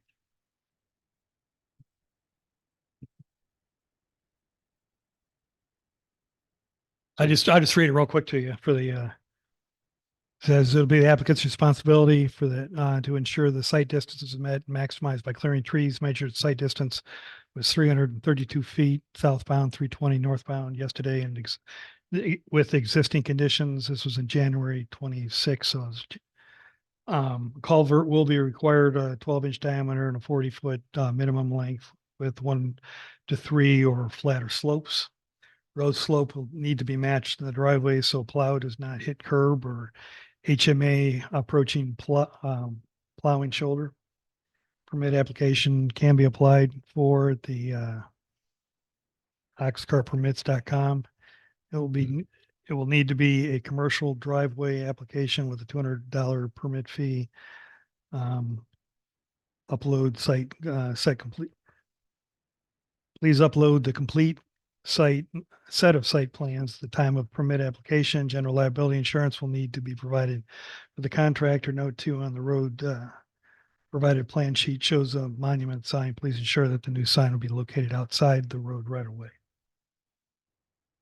So this whole thing's what you're saying is what you meant by a requirement. So Yeah, I mean, basically, the road commission's not gonna sign off completely until they see the final site plan that we approve. yeah, but I don't, from this right here, I wouldn't amend the motion. I would just say, we'll just Right. let it go because that'll condition will be, it was met because it wasn't required if that was the case. Yeah. Right. But You're No need good. To change it, just, No, I appreciate you Clarification. clarifying Yeah. that. thank you again. No, appreciate it. Thank you.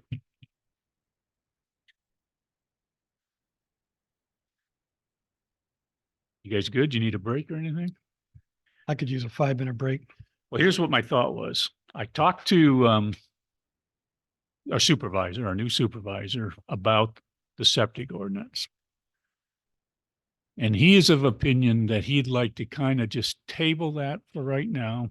There's going to be a meeting in May at the high school where Line Township is going to explain their new septic inspection ordinance supposedly to the public to clear up some of this. So I plan on attending that and It's May 4th May 4th. Yeah, at that's 11 o'clock at the high school. 11. 11. He thought it'd be like 11 to 12:30, roughly. Same On night a as Saturday, yes. the Rotary auction. So basically what I'm saying is he said, I wouldn't spend a lot of time on it right now. He wants to see just how it comes out. He's concerned about being able to enforce it. And he's concerned about how it would impact the township's budget, going forward and so forth. He says, there's some work to be done there. So I'm going to recommend we just table that. I left it on there because I wanted to have this discussion. Is everybody okay with that? Yeah. Okay. The short-term rental property ordinance, he would like us to continue working on that. The same concerns I have for that ordinance is enforcement and how they're going to fit that into the budget, how they would manage the inspections and paperwork that would all go with that and recordings and so forth. But he would like us to continue working on that. I think I sent it to you guys. I can't remember, but I researched that, what's that big lake up Torch Lake and East Bay Township. But even Roscommon Township, I can't remember if it's Denton or who, they have them. And if you look at them, East Bay Township's 25 pages long. I mean, it's big. But you look at what Roscommon Township did and it's 4 pages. So there's a whole range of how in-depth and detailed you want to go on this type of thing. So my thought is we kind of look at both animals and see, and then maybe send it up to the township board, just say, here's just some preliminary thoughts and get some direction. But I don't want to spend a ton of time on something and then they reject it because it's too detailed. We need more input on what the township board is really looking to get out of the ordinance. And we could apply maybe some effort on how it would impact the budget and how it would be enforced and run. So if you want to discuss it more tonight, or you want to just, I think that's good enough. For that. okay, Yeah, just with their, we got direction on which way we're going. yeah. So I'll go through my notes and maybe resend you guys some information and stuff and There you were- guys there can were- start looking at that. Yeah, because you did send us some information on it before, right? As far as I'm some- pretty sure. Right. I think there's some more, I think, action's been taken from the statewide, or at least some articles published about, yeah, where they're going or what the current Yeah. thing is. And essentially, like, you can't deny them per se, but you can do a restrictions based upon numbers, and that's where the rubber meets the road kind of stuff that you talked about with the other townships, how much you got. But then it's just as anecdotal comment that was made at the Roscommon Economic Development Corporation, I believe it was, meetings, I think a couple months ago that I was at. And on that, somebody made a comment, like some of the realtors now are kind of recommending against people purchasing homes specifically for that purpose of doing short-term rentals. Right. So there is supposedly, and again, that's just one comment, anecdotal thing, but it's something that you've kind of get a bubble going, and then there's kind of the leg to the stuff. So, and a lot of people that bought stuff specifically for that, and I think you mentioned, or somebody here, that some of the places and their neighbors were, people were trying to buy them and buy them up, for big bucks. And things are going to change real quickly here this summer with stuff going on, is my guess. That's going to affect the economy big time. And that's a big question mark. And so that stuff is going to come up there. So some of that's, everything has cycles. yeah. So some of that stuff, the big market, it may already be on the downswing for some of that may even mitigate the stuff. Rentals do affect the housing market. Yeah. They've taken houses that could be used for workforce housing or whatever. We get a weekly update from the MTA, and this is what they were saying. Okay, I'll look at that. Yeah, also, Did you send that to us? Did you make sure did we get that too? Yeah. And you can it's on get, the website. Let me see if I can, I'll try and send you the link, because I get newsletters every day from them, tons of stuff. yeah. And I've, But then they have a weekly summarization, and this is all that's in there, and that was in there this last week. Okay, So cool. the other thing is, I was at a meeting last Thursday, is what they call the RTA, Roscommon Township Association, and they were talking about short-term rentals. And Lyon said currently they have 140. And they're trying to decide, should they put a number on it? Should they cut it back? When you reach that number, you get a waiting list. And the other thing they're having a problem with is people are buying 3 and 4 houses and saying it's their own house, and then they just rent them. So that's not really your private home. It becomes a commercial business. So how do you address it? So that's another one of their thoughts, but they're looking at the same thing with short-term rental. It's a problem. All those points you just brought up are in some of those ordinances, like East Bay Township. They have, 3 different categories of short-term rentals where the owner lives in the building. Yeah. So they call that owner occupied. Right. I read that when you sent And this out. Yeah. so you're right. Those are all valid Yeah. issues that you got to take into account. My study, I found, I think there was 120 or something like that in our township that are listed on Venmo or, those VBR. Airbnb or what do you call them? So, And that's, you really got to look, because they don't put the exact addresses on there unless they put the vicinity. And you got to look and- because and a lot of that's- them are double listed. Yeah, and there's a lot of people, I'm sure there are a fair amount that don't even put stuff on there. That just, I mean, and a lot of those are probably people just, run out yearly in all their neighborhoods, to the same people, at certain periods of time. or- Okay. Well, now that we're through these site plans, we'll be able to work on that. And, I'll get stuff to you. Until the next site plans come up. What's this? Yeah, Well, Maybe speaking it's of new a- business. yeah, let's take a 30-minute break now. Maybe it's a holiday incoming, who knows? You want a few minutes? No, this is it. I thought we were gonna be, Oh, you, I was gonna go through all that, right? yeah, I didn't know how long that was gonna be, if we're gonna another hour just doing those two subjects alone, or let's go, and Jim's anxious to get Okay. done, I'm sure. Mr. Osling, you're up.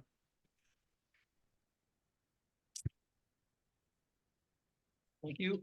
I'm Jim Osling. I hope you guys haven't forgotten me. What was your first name? I'm sorry. You're unforgettable. Unforgettable, yeah. I have been approached.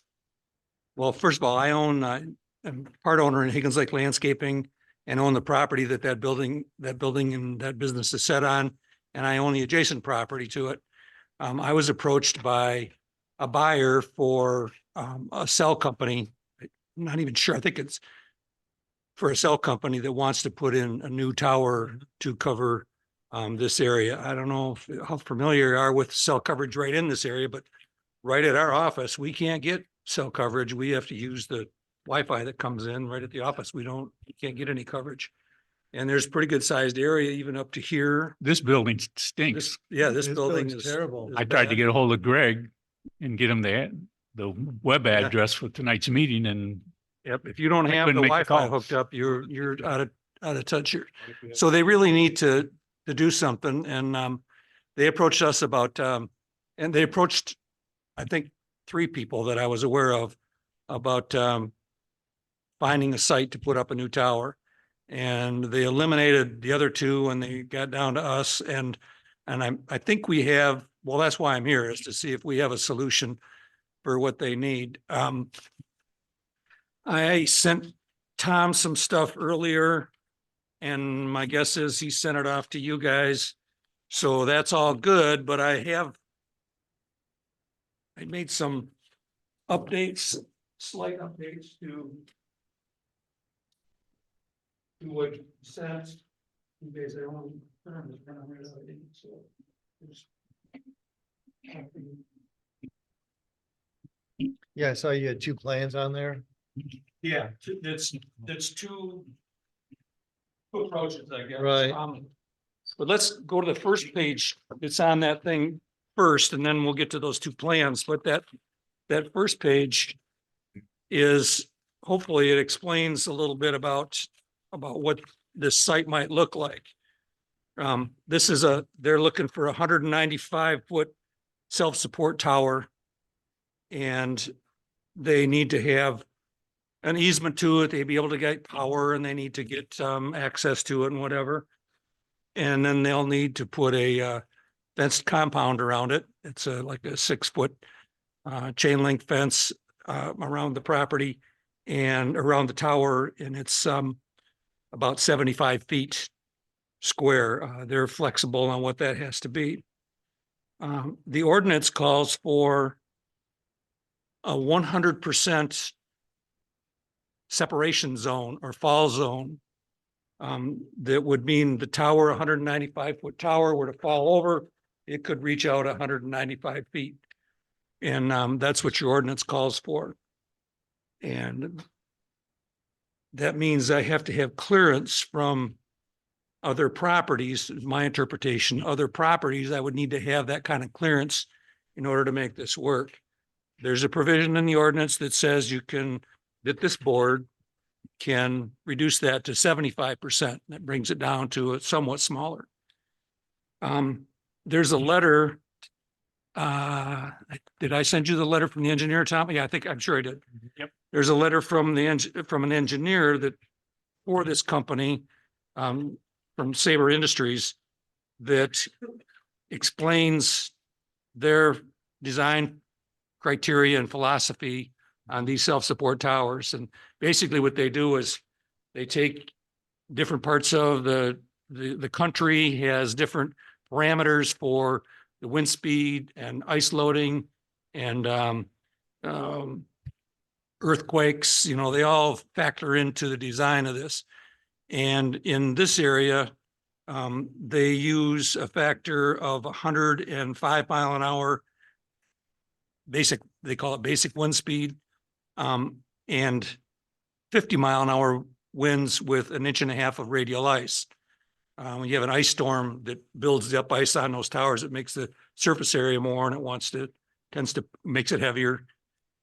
So that's what they design around. And so they design their tower to stand up for this 105 mile an hour wind, with the safety factor of 25%. So it's 125% of 105 miles an hour. And then my understanding is they take that bottom section and over design that and leave the standards in the middle. So the middle section of the tower has got this, these specifications or this kind of structure to it. So that if a wind were to reach those numbers, 105 miles an hour, it would buckle in the middle and the tower would fall over and fall on itself. And his last comment here is, says, in the unlikely event of a total separation, this would result in collapse within the 100 by 100 compound at ground level. So therefore, I'm arguing that you don't need to have this full 100% fall radius. So that's part of my argument. I guess the next piece would probably be on the next page.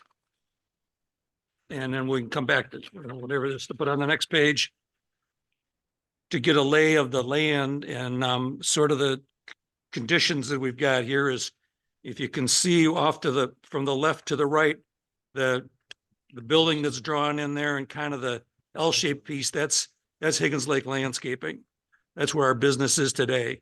It's got 215 feet out on the road and it goes back for, I think it's 660, 655 deep. Next to that, the next piece, it's called parcel 3. I own that property. And that's the property that we would like to put this tower on. The next piece over is Dollar General, and then next to that is yet a vacant piece. So to kind of get you oriented to where we're talking about here, there's a piece of property between Dollar General and our building. Now that property is 215 wide and 660 deep. Back up to the little background on this whole commercial piece. Back in 2004 or so, I was looking for a place to put our landscape business, and the remainder of this 20 acres came up for sale. And he split it, a guy in Grayling owned it, and he split it into 4 parcels and put it on the market, basically to see who would come along, who wanted it. I bought parcel number 4, where we are today. And I also took an option on parcel number 3. So I had control over those 2 pieces. And then I came to they were zoned residential. And then I think I've got this right, but then I came to the zoning board or the planning commission at that time and said, I'd like you guys to consider changing all 4 of these pieces. Even though I was only involved in 2 of them, but consider changing all 4 of them to commercial. They're butted up against other commercial. It seemed like a good extension, a couple of pretty good sized pieces for something that would come along. They agreed and changed the whole remaining 20 acres. I say 20 because that included Cornerstone construction, but that whole 20 acres, they rezoned it to C1. We got busy right away and started on our building and got it up. And about a year later, a resident from behind the property came to the planning commission and said, I didn't realize that there was going to be commercial and whatever. I didn't know that's what they're going to do. And I want a buffer of some kind between me and the commercial property. And So kind of I didn't necessarily agree with it. I didn't think that was necessary for what we were doing but anyway, the planning commission agreed to a 215-foot buffer along the west side of the remaining 3 parcels. The buffer changed from commercial property to R2, which is the same as the property farther to the west. So now I have a piece of my parcel number 3 is a 3.5 acre parcel, 3.25 acre parcel that the front of it's commercial and the back of it is residential. And for the life of me, I don't know how I was ever going to make that into anything. But anyway, that's what it was. Since that time, this all happened back in 2005. And since that time, we've established our business, and this property has sat here vacant next to it.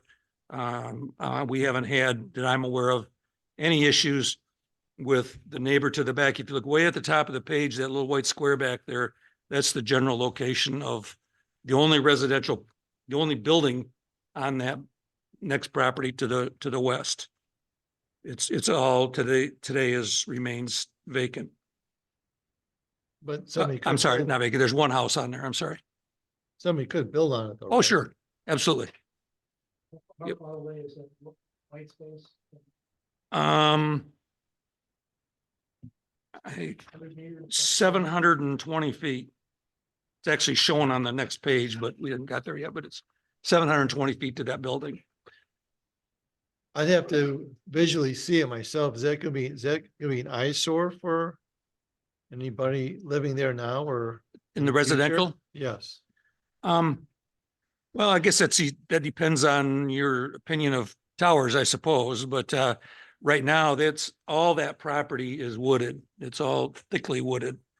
And I can't see that house from the landscape business. I can't see at any time of the year. I can just barely pick it out in the wintertime where it is him being able to see this tower. I doubt it from that house. Now, the next guy over, yeah, he could probably I would expect he would probably be able to see it. But I may concern of that. Across the lake.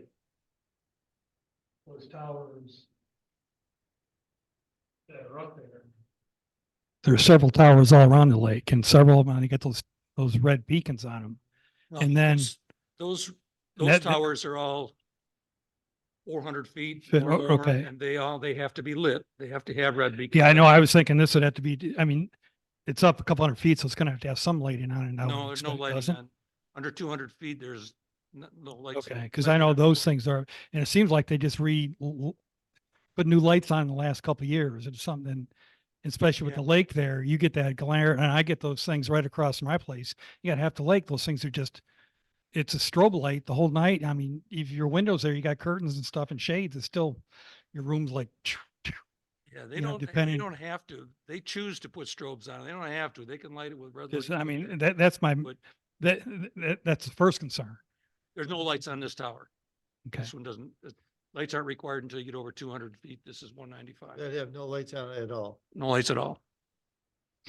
The, You guys must have had some discussion on this when the Dollar General went in about the residential zone and them, and because they own that whole parcel, I would assume. They own the whole parcel, but now they've got that chunk of residential to the back that they own, but they can't do anything with, and so- Yeah, I know. That's why I was wondering I wasn't on the board at that Um, time, so I didn't know what. don't remember their plans. Their plans just carved it out and didn't include any of that residential property. So I think we took a look Okay. at it and just moved on because it wasn't, Well, my next question effective. is, how would you use that residential piece back there without, the only way I can see is creating a long access road through the commercial Yeah. to get to it. yeah. So I know, what that's why I was the said I zoning didn't- board thinking when they created it? I couldn't agree more. I don't know. It doesn't make a lot of sense. It did create a buffer. Well, it sort of created a buffer, but I'll tell you what, The hell of a for lot. example, this tower could be a whole lot better neighbor than somebody that put in a house right there and, you know, and all of a sudden, who knows what goes along with that house, you know? Towers make pretty good neighbors usually. Yeah, well, I guess some other questions. What exactly were they gonna put on it? On the tower. Yeah, It's a cell tower. The cell towers are usually set up to handle 6 carriers, up to 6 carriers. Standard tower will handle 6 sets of right, cellular yes, I know, antennas. yeah. They're all up in the top 40 feet. And that's just an array of antennas that goes around the outside. One, you probably wouldn't even notice the antennas are on it in this, if with one set of arrays. 2 and 3 and 4, now they get to be a little more bulky at the top, but Yeah, so is it just, essentially, it's just a cell phone tower at this point with one antenna stuff on there and then I've got some background and stuff on there and I got serious safety concerns and stuff kind of that's concerns? safety concerns from the RF emissions and stuff.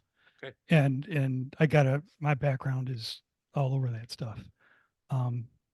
And what, I'm curious, what did they tell you? I know that, you know, here this is within the constraints of the FCC and all that. What did they tell you about frequencies and effective radiated power and other concerns and stuff out there? Well, I haven't talked to anybody about those issues. I too have 25 years in the RF business and dealt with much more higher power than cell towers. But nevertheless, you know, that's a concern that I think is a legitimate concern. I think there's you're right to be concerned about it, but I don't believe that there's any, you know, real legitimate basis for cell towers. They're everywhere. I don't know that anybody has proven that there's, but that's going to be up to you to decide. I mean, the FCC's come out and I think it was 2000, they did it in the 90s and they did it again 2016, that you can't deny a place, and they don't specifically say it, but the effective thing is you can't, they don't want you denying a place, in this case, due to health issues. They don't want you to what? They do not want, there's a thing that states that you cannot specifically deny usage of the towers for health effects. Okay. Which actually is, and they don't do it for anything else. And there's some issues there. Then there was another one around 2016 that came out that now when the things go up, that you cannot sue the companies and stuff like that for the health effects. And there's a lot of stray stuff. As far as the studies goes, I've been working with a guy who's my mentor, and I've been working with him for 25 years on text mining related stuff. He's done probably there's tons of studies that have been out there about health effects and stuff and numbers and all that, and related to towers and a lot of the FCC limits and stuff. One of the problems is the standards are actually out of whack, and meaning that the standards were done for, like, you know, 2-hour exposures or 30-minute stuff for thermal effects in the skin. The 4G stuff is a lot higher frequencies. The 5G is ridiculous higher. And the wavelengths in those, they're now coming down, you know, the HF towers, you know, you're talking, you could have miles of, or hundreds of meters for the wavelengths. You're talking cellular size stuff that's screwing. There is validated studies that are the effects of those things. And people don't really realize that right now, because now you're talking 24/7 right on you. And that I just bring that, I can back up any of this stuff with If I could stuff. just in the future.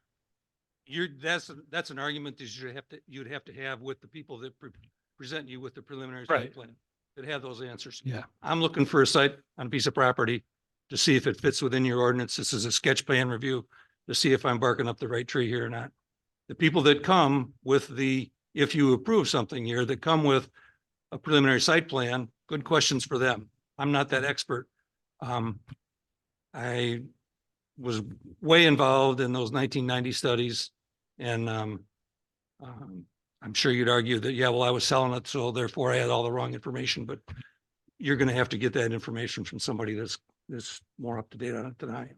I'm here looking for a solution to Yeah. a potential tower. If you don't like this one, somebody's gonna be along with a different one. You'll have those same questions Yeah, and for Right. that. So Is there a cell tower in the area that we can look at that's similar to the one that you're presenting? well, I don't have pictures of this one. I just know this is proposed as a 190-foot lattice type self-support tower. What is a lattice type? It's not a monopole. I, I think they said the antenna my- would be monopole, but the tower would be. uh-huh. Sorry? You're talking two things. One is the tower structure, I think. Yeah, And well, then, there's two different- and then the monopole is that's the antenna itself. No, monopole tower is a single steel cylindrical 4-foot base that stands up. A lattice type tower is got, is an assembled, Yeah, but in the monopoles, I know antennas and stuff, you can, yeah, okay. I think if you look at the one that's right as you get on the expressway going north, right here, headed north, there's a tower right there that's a lattice type tower. I know the ordinance called for monopole, and this could be a monopole. They certainly could do that, but I think they proposed the conversation I had with the buyer was that it was going to be a lattice type. Reference and That's lattice. what's the height to that one, do you think? I think that's 200 feet. I don't think there's lights on it. So Yeah, then with what you call the monopole, that's gonna have wires and stuff going out, Mm-mm. probably. No, it's the type of construction. A monopole tower is about 3 feet in diameter, All the way up. and it stands up there with a big concrete base underground. And it stands right straight up, in a lattice tower is still a self-supporter. Base is maybe 10 feet at the bottom to 15 feet, a triangular tower, and then, but it's got the cross braces all the way up. Kind of like what's shown on that page 1. That's a lattice type. Okay. That's I- my drawing of it as a lattice type. Right. Monopole is a solid piece of steel. Mhm. A guide tower, Mike, that you're referring to is a much smaller structure in the middle, but it's supported from tipping over with guy wires. Yeah, okay. And that's not what we're talking about here. I have a question, Mike. You said like each tower can handle up to 6 carriers. I said, Yeah, that's what he said, but that's what I've heard, that, The thing is, I have like you guys saying that, you have bad reception. Unless you have AT&T, I mean, with AT&T, I don't have any issues in this. area. Verizon, I don't either. Right, Verizon, actually, I used to have Verizon, and I mean, they were Yeah. pretty bad back then. AT&T is the best around here. Right, and the Yeah. thing is, so if there's an AT&T tower.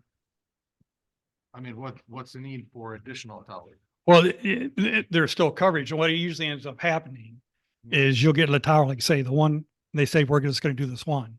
But they have what Jim was saying is capacities for multiple more. And then usually I'm referring to things from in Virginia that I'm aware of and from previous times and other places. Traditionally, what happens, they say they're going to put one up and then they've got a capacity for more. And so ultimately they're going to do that. That may not be in the first couple of years, but then it's like the lad. your ordinance actually calls for it. It says it must be able to support X amount. other, additional. Yeah, and you can, it Can't doesn't be just necessarily, one carrier. It's got to accommodate others. Lots of people coming into the area, right? Yeah. right.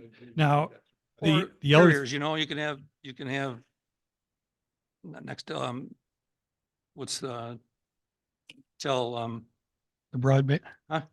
broadband stuff. or- you have Verizon and Oh, yeah. AT&T and Consumer- T-Mobile and Consumers. Yeah. yeah, there's Yeah. a 4 or 5 different carriers. They all then they'll petition. If this one happens to be Verizon, they'd go to the Verizon and say, you got to let us on your tower. And then they have a lease agreement that lets them on and lets them put their equipment on there. Now, one of the things the ordinance did say is like, what's the need for the area and is there another solution for that?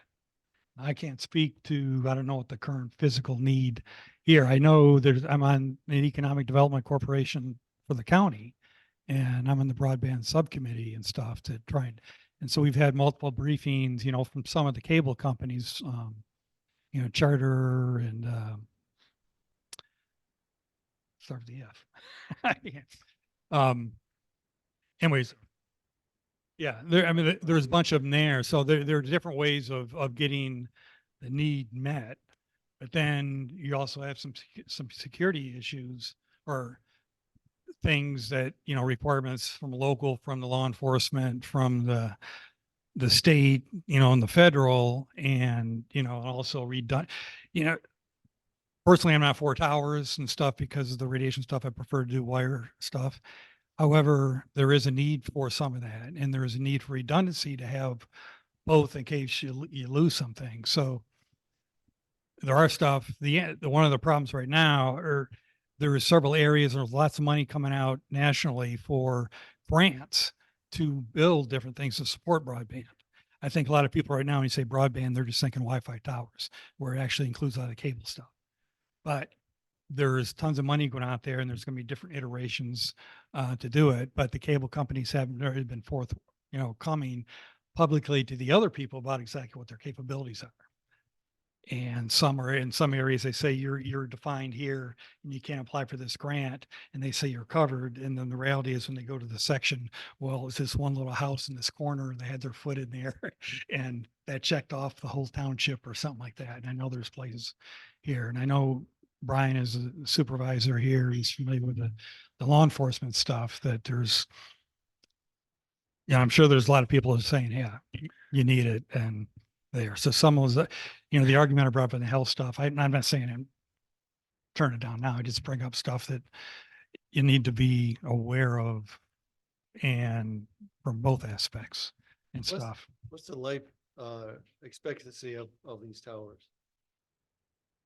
Oh, 50 years. There's a 50-year lease. They want a 50-year lease on the property. Once again, in a previous life, I was involved in the MPSCS's two-way radio system, the new trunking system they put in, and we put up, I was involved in the construction of 120 of these towers, only they're all 500 footers, big ones. And all that stuff was engineered for decades, because that's how long they expected to be able to, they're going to need to make these towers available. So Something I saw that it said there was one of these kind of towers like 1.9 miles north. I think that was. Is that what you're referring to? Probably Yeah. up, that sounds like 2 miles up to the one north, just as you get on the expressway. I think that's where that was located. I took it off the map, the GIS map for. Okay, the yeah, I haven't county. looked on there. I'm trying And to. then there's another one. I know, did I Old say 20 3 miles to the south. Yeah, I'm curious just to know, what from the cell tower things, what cell towers are up like that are different. I'm thinking the only towers are up are the ones I see from across the lake. With Yeah, the those are beacons on- monster towers Yeah, that are, and- there's and- cellular on those towers, but they're used for broadcast and, Yeah. other. There is one that probably, when you Secondary say 200 feet, that there's a tower, I think, on Old 27 from 55 halfway to Houghton Lake. I think on the Yeah, there's one at on the east side. I at think the that may be county one building, that's at the county health department down there. similar to that, probably. Yeah, bigger. There's one up there on the hill. Yep. Yep. So Yeah. to get back to your zoning issue. That's zoned R2 if you put it on that back part. That's not even allowed. The tower's not allowed in R2. I know, that's one of the, So you talk about a rezone there. I'm looking for some direction as to whether I would pursue that site. But I mean, that would include a rezoning then, is what you back to commercial? Is it, Yeah, according would- to table 3.4, it's not even allowed, permitted in R2 communication tower. I agree. It's not, but Um, it is allowed in a mobile home district. So I'm going, what the heck, And, We don't care about radiation over there. and Yeah, right. Yeah, that's. And sometimes in we addition scooped to up looking for some direction, I don't know exactly what is meant I'm just by. trying to see what we'd have to do to, Yeah, no, I appreciate that. Yeah. so that was one of them. It sort of offs the whole question to the ordinance sort of offs the whole question to the township board and moves it from planning commission to the township board to weigh in on, unless I'm reading it wrong, weigh in on the need for the township. You know, is it something that's in the best interest of the township to do? And they can waive the, they can waive the, They can waive Requirement. cutbacks and that type of thing. God, I wish I had it just separated here so I could read it to you. It's got to be close. The township board may waive the standards of this section upon finding that such a waiver is justified due to specific site conditions, including natural screens and topography, specific surrounding conditions, including land uses and distances to structures or other conditions that justify increased flexibility to accommodate such tower. Sounds to me like they said, okay, if the township board feels it's in the best interest of the township to allow this tower here, they can make these exceptions. Maybe you look at it differently, but that's the way I'm kind of reading it. So part of my question is, and then there's one more scenario to look at in just a second, but is this something that, and I'm not looking for an answer right now, but is this something that you would direct me to ask the township board to clarify that? Is that what they really mean? Can they approve me putting that tower on that chunk of residential property because of site conditions and the need for the township? So, or is that you to do, or is it not even a question? So that's, I'm not looking for an answer, but anyway, that's kind of rhetorical, but that would be my question at the end of the day. I'll shoot off the cuff. I would say that the township can't waive the R2, you know, it not being allowed in R2 at all. Because to me, I'm reading this and it says they may waive any of the regulations and standards of this section. Okay, That's not the entire zoning. so to me, they'd be waving their table, they'd be, just. So it'd almost be, if they might say, yeah, we'll cut back on the Gotcha. setback and stuff. And then tell you, Okay. you'd have to go get a rezone to commercial or Okay. RR, it's allowed in RR, rural residential. It's weird how they did that. You can put it in C1, right? That's what you Yeah. could do that too. It you'd is, just rather it not. is, it is allowed in C1, but I'd ask you to just agree with me that, You said that was all C1 before though, right? You said? Yes. before 2005, it was residential. And then it was zoned commercial in 2005. Yeah, so that whole white thing in front, That's commercial. yeah, so that whole, when it was rezoned before, that white strip went all the way back, so it was. Yeah. Yeah. But that would work for you, wouldn't it still? Well, that's where we're going with the next page in the commercial piece. Just to, if I look at the commercial uses and I look at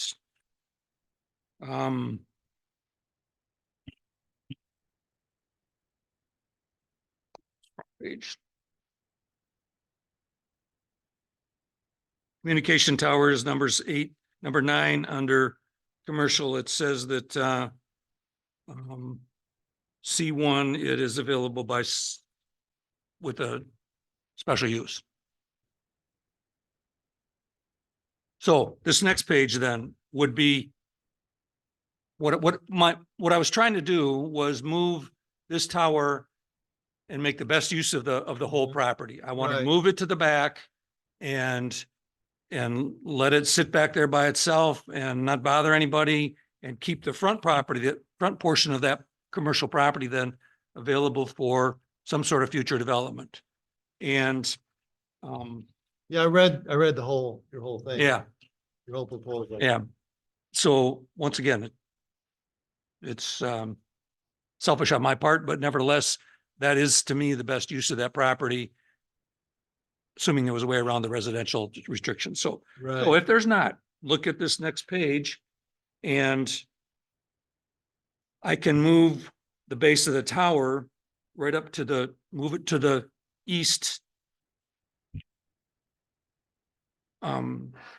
50 or 70 feet. I didn't put the dimension on there, far enough to get it just onto the commercial property to where the tower itself was built on the commercial property. And then this separation zone or fall zone, to me, does not require, wouldn't have to be on the, well, to me, it wouldn't have to be on the commercial property. It could be encompassed on somewhat onto the, to my residential property. Yeah, so that you would just need a variance of the setbacks then with the, you'd have this site plan, but you wouldn't need to change rezone. No. And that plays with the Setbacks, the setbacks would, if you put it in the far corner of that C1 thing, you wouldn't need to rezone it. right. But you would, in order I'd to have do to comply that, with the setbacks. yeah, the setbacks, but then the setbacks are something that can be waived by a ZBA. Well, the township board would do it. Yeah, so you ZBA 's wouldn't not need to even- do that. That's what I'm Well, I getting. don't know, Tom, if you're, you know, the setbacks aren't included in this section, so they can't waive that, is what you just said, right? Say, now what? The setbacks are not included in section 7.28. They're included in section 3.4, so the township board wouldn't be able to waive that then. Is that what you're saying? Isn't that No, what you're no, saying? no. No, I was talking about just zoning the property itself. The setbacks would still apply. I mean, if you look at table 3.4, Yeah, so if you changed it to if you kept in that R2 space, you'd have to do a rezoning. And Right. then you'd still have to do a setback. but then you could, as long as the tower's allowed, now the setbacks could be altered. Mhm. If you pull it forward on your second proposal, so it's not on that residential piece. Mhm. Now it's commercial, so it's allowed. Yep. But there's setbacks, even on the commercial, there's 20 feet in the back and there's 20 feet rear, 9 sides, 45 in front. So, but those could be waived. Yeah. Because you own all the property, so you could, But those, okay, so your only hang up right now on your first proposal is you can't put it on that residential lot without a rezone. Yeah. And you can rezone it to rural conservation or what's RR, rural residential? well, it would probably make most sense just to rezone it back to C1. I would say so, and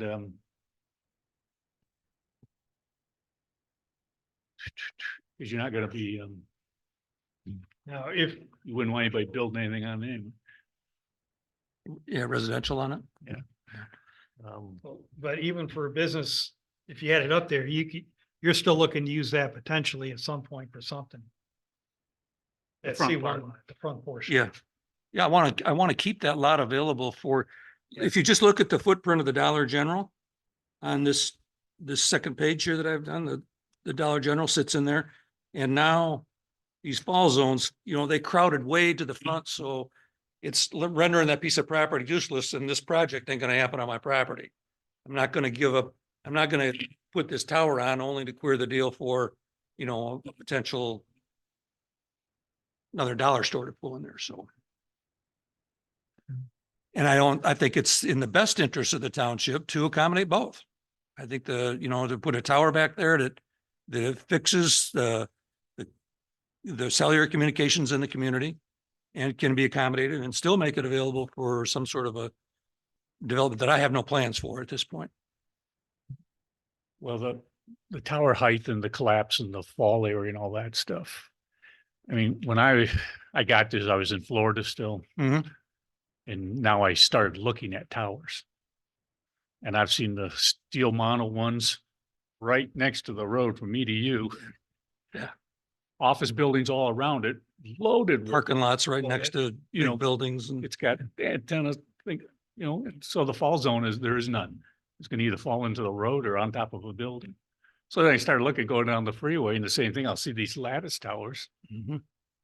And they're right in the middle of an equipment dealer, and then they got backhoes and tractors surrounding this thing, other than the little building, you know, with the equipment's in. So apparently the fall thing is not a huge concern everywhere, Yeah, I think the initial knee-jerk but I reaction think it of needs to that be is that addressed a little if the bit. tower's 200 feet tall, I gotta have a circle 200 feet around, or 100 feet, or 200 feet either way from it, and just isn't the way they're designed. They just they don't fall like that. That's not the way they're designed not to fall like I'm that. just saying in a high density Yeah. urban area, they don't have that kind of room, so. Yeah. they're Another thing working- too that I found kind of interesting is What? these towers are designed at 104 miles an hour, 104 or 5 miles an hour, plus 25% they're designed for. And the highest wind recorded at Gaylord on record, I think, is 65 miles an hour. So, you know, we just don't get that kind of wind here. It becomes It'd be a tornado, this be Yeah. anything that might take it down. yeah, maybe. Is there anybody left in that subdivision that might complain about the buffer zone? To the back of it. The little white house there, that was Larry Mead's, Oh, right? that was Larry Mead's house. Yeah, there's people in there now and I have not talked to them. No, I don't know. Well, if we were to go forward, everybody within 300 feet would get Mhm. notified, so You wouldn't even notify them. all the property The owners. property you'd would. notify, yeah. The one immediately behind you would. Mhm. I don't know, Jim, you gotta, Okay, here's what How here's the quickly- next thing to give you, let's think about. What I'm here for is I told the buyer she was gonna come and make this presentation. I said, no, let me just go talk to him and see with the sketch plan review so I can lay out the different, they were never gonna get there, but I need to take them back some kind of a direction so that they can go to engineering and engineering can put together a site plan for you to consider if this is going to go forward at all. And like I said, if it moves too far forward and my whole property's encumbered with this tower, then they'll have to find something else. But if we can accommodate something, if you think there's a way we can accommodate something, I'll have them draw it. They can bring their professional people here and talk about RF generation, RF, whatever, and they can address that and, you know, whatever your questions are, but I don't want to send them here with something that I already know is not going to work. So, How quick do they want to move on this? well, they're ready to go. They're- Right now. yeah, they're just, everybody's ready. always ready to go right now. they understand. I told them, I says, there's this meeting and then there's a, you know, there's at least a preliminary meeting and then there's at least a final and then there's the board. They're months into it and they know that, but Well, Yeah. Is there, do you know, do they have plans to put the whole network of these things up? I mean, you're saying right now, we've got a closely hole in some areas, we've got some couple miles of it.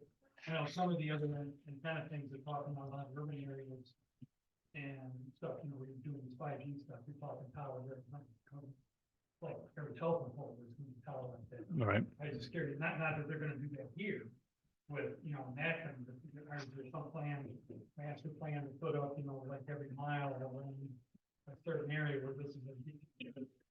there's just a hole in coverage and cell coverage right here in this area and they want to put up a tower to fix it. That's all they want to do. And there's no big conspiracy here to put up, you know, hundreds of towers. Well, they want it on the Great. road because that's where the fiber optics are to tie all this into. Yeah, they got power at the road, they got fiber at the road, Yeah. they've got a piece of property that's, I mean, that's meets driving their the needs. bus. and they got a willing buyer. They've had other buyers that want way too much money for it and more than they want to pay and whatever reasons they've walked away from them, but this is the opportunity at hand right now for them. And I'm going to have to tell them yes or no. My thought is you need to take it to the township board, because in the end, we just recommend. And if you want to get a more definitive, are we even open to the possibility? I think you need to go Okay. to their work session or try and get on their agenda somehow, or talk to a couple of board members and see what their thoughts are. which work section. Yeah. seven. Yep. And there, I would. Say at least want to buy them first. Well, yeah, I mean, And then, if there's no, tell you, they'll take right up front. If there's. If I was requesting right in the middle of a commercial property, it complied with everything. You guys see any reason there's an issue with that? No. What about you, Mike? You got a problem with that? I do from health standpoint. but I Okay. hold on for it. right, But it's still, it's a concern. yeah, it's concerned, but Right. it's also the people that are there, people that live there and other people being around. Well, that's the whole point is it's a pretty low density area. It is, that would But be, some people there, the residential people living, there's studies and stuff that I've seen in that. Yeah. I think you're 500 meters. of significant increase in document and stuff. I'd really like to go back and almost look and see why we made that residential. I mean, typically you don't create something that you can't get to. I just can't understand unless The we only- were thinking you'd have a business in your house. Since behind it's it. happened, That could I've be- had one scenario that kind of came to my mind. It's something like I build a little coffee shop out on the road and I put my house on the back. Yeah, That's exactly where what I just said. Or Blake is the owner of my kid decides he wants to be right next to the business. He puts his house and lives next door to his business. God only knows why he'd want to do that, but why anybody would. why anybody would want to do that, you would. But you're right. I think that's probably the scenario that they justified. What they were doing is trying to accommodate Mr. Mead, who was complaining about he didn't get involved in the thing up front when it was happening. It wasn't until after the fact, and we already had our building going. He wanted us to change our zoning so we couldn't even run our business there, you know, so next best thing was to take the next three parcels. So I've disagreed with it from the beginning, but it's never come up, you know, Dollar General managed to get theirs the way they needed it, and now it's come up, so. And they got a hell of a buffer. Hmm? There's a hell of a buffer now. Yeah. Yeah. And it sounds to me like it's about ready to keep this tower from happening. And it's a tower that we need in order to, in my business, I don't have cell coverage at my business unless I'm inside the building and have Wi-Fi. And, or just immediately around the building, I've got Wi-Fi coverage but Well, same thing here. same thing here. I tried to Same thing- call Greg and my phone just said Wi-Fi, Yeah. you need it. Yeah. Greg, you still there? Wake up. Yes, I am. Thank you. This is tremendously entertaining tonight.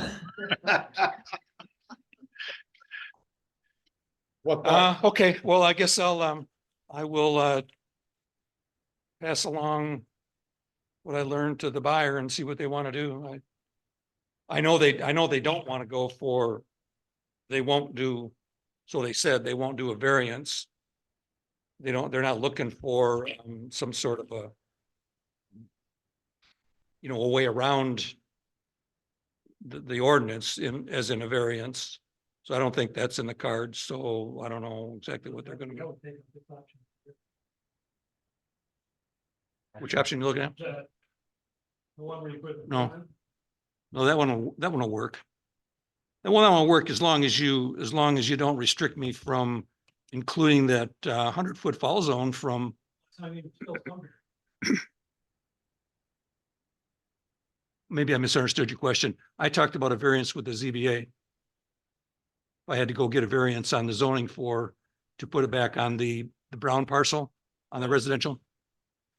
If you put it right here in the corner, I'm thinking there's gonna be some variance required somewhere in the setback numbers. I have Yeah, to but bring the it back. township board can do that. I gotta bring it 20 feet off the back line.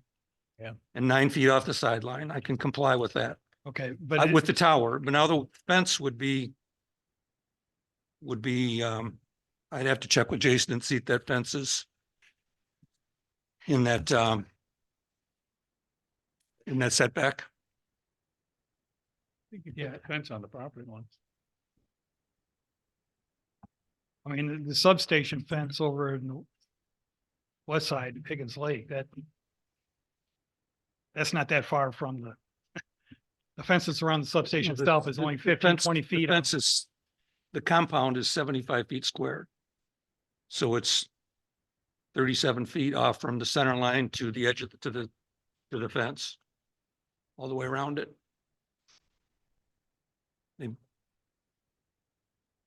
So I'd have to, the more, so if I can move the fence out and the structure and the steel all out onto the commercial property.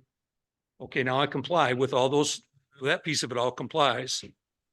Are you gonna want me to comply with this additional 100% separation zone that the ordinance calls for now, or Okay. who decides that? Is that here or the township board?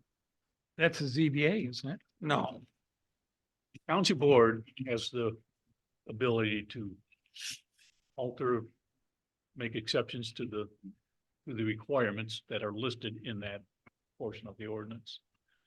Kind of weird. So what you'd have to do is to draw it up and see if they'll buy into it. I don't know why they wouldn't, because it's, I mean, I think that would be that would probably be the plan that would have the most likelihood of success.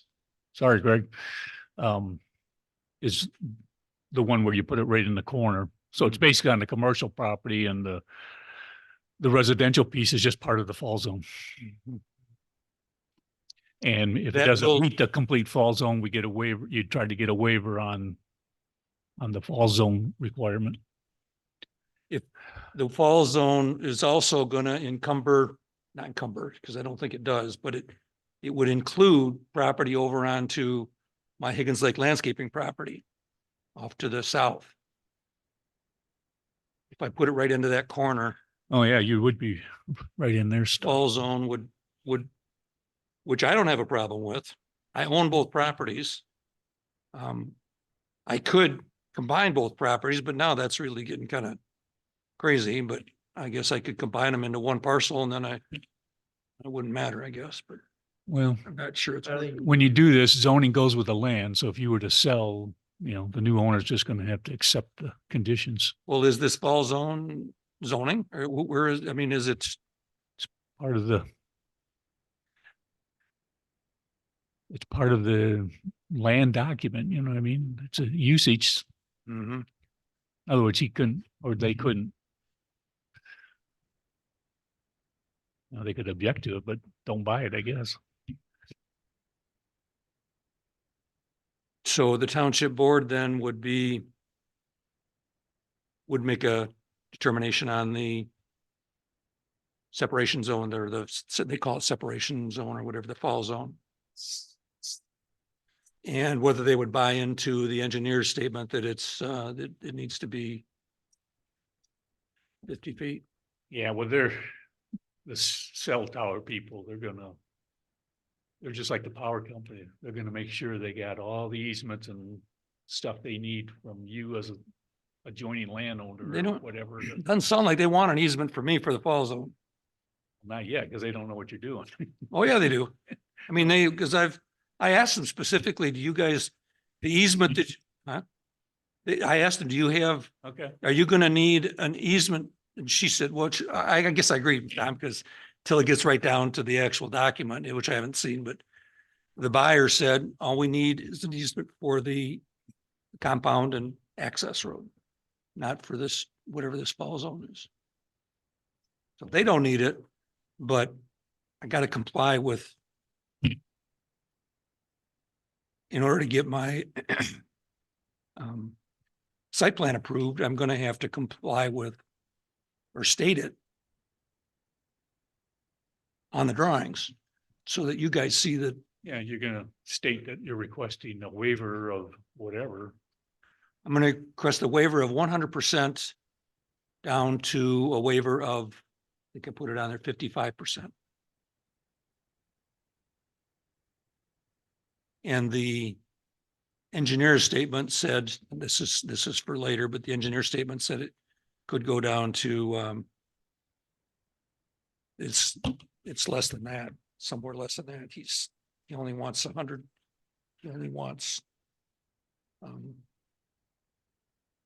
it would fall within 100 feet of the tower. Well, I guess that's the 50%. 47% or something.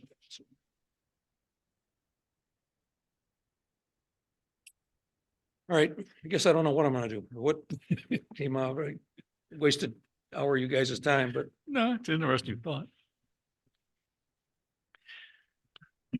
But really, I think you need to go to the township board and just really kind of pick the one you'd like to have and see what they say. What do you want, you know? Or which one you think will have the most success for everyone. okay, thank you. First thing is you want. Then becomes a matter of. How bad you want one? Exactly. Uh, Done? I'm done. You done, Jim? Thank you, gentlemen. Yes, I am. Thank you. Thank you, Jim. Thank you, Jim. Motion to adjourn? Motion carries. All in favor, say aye. Aye. That's the most enthusiastic guy I got all night.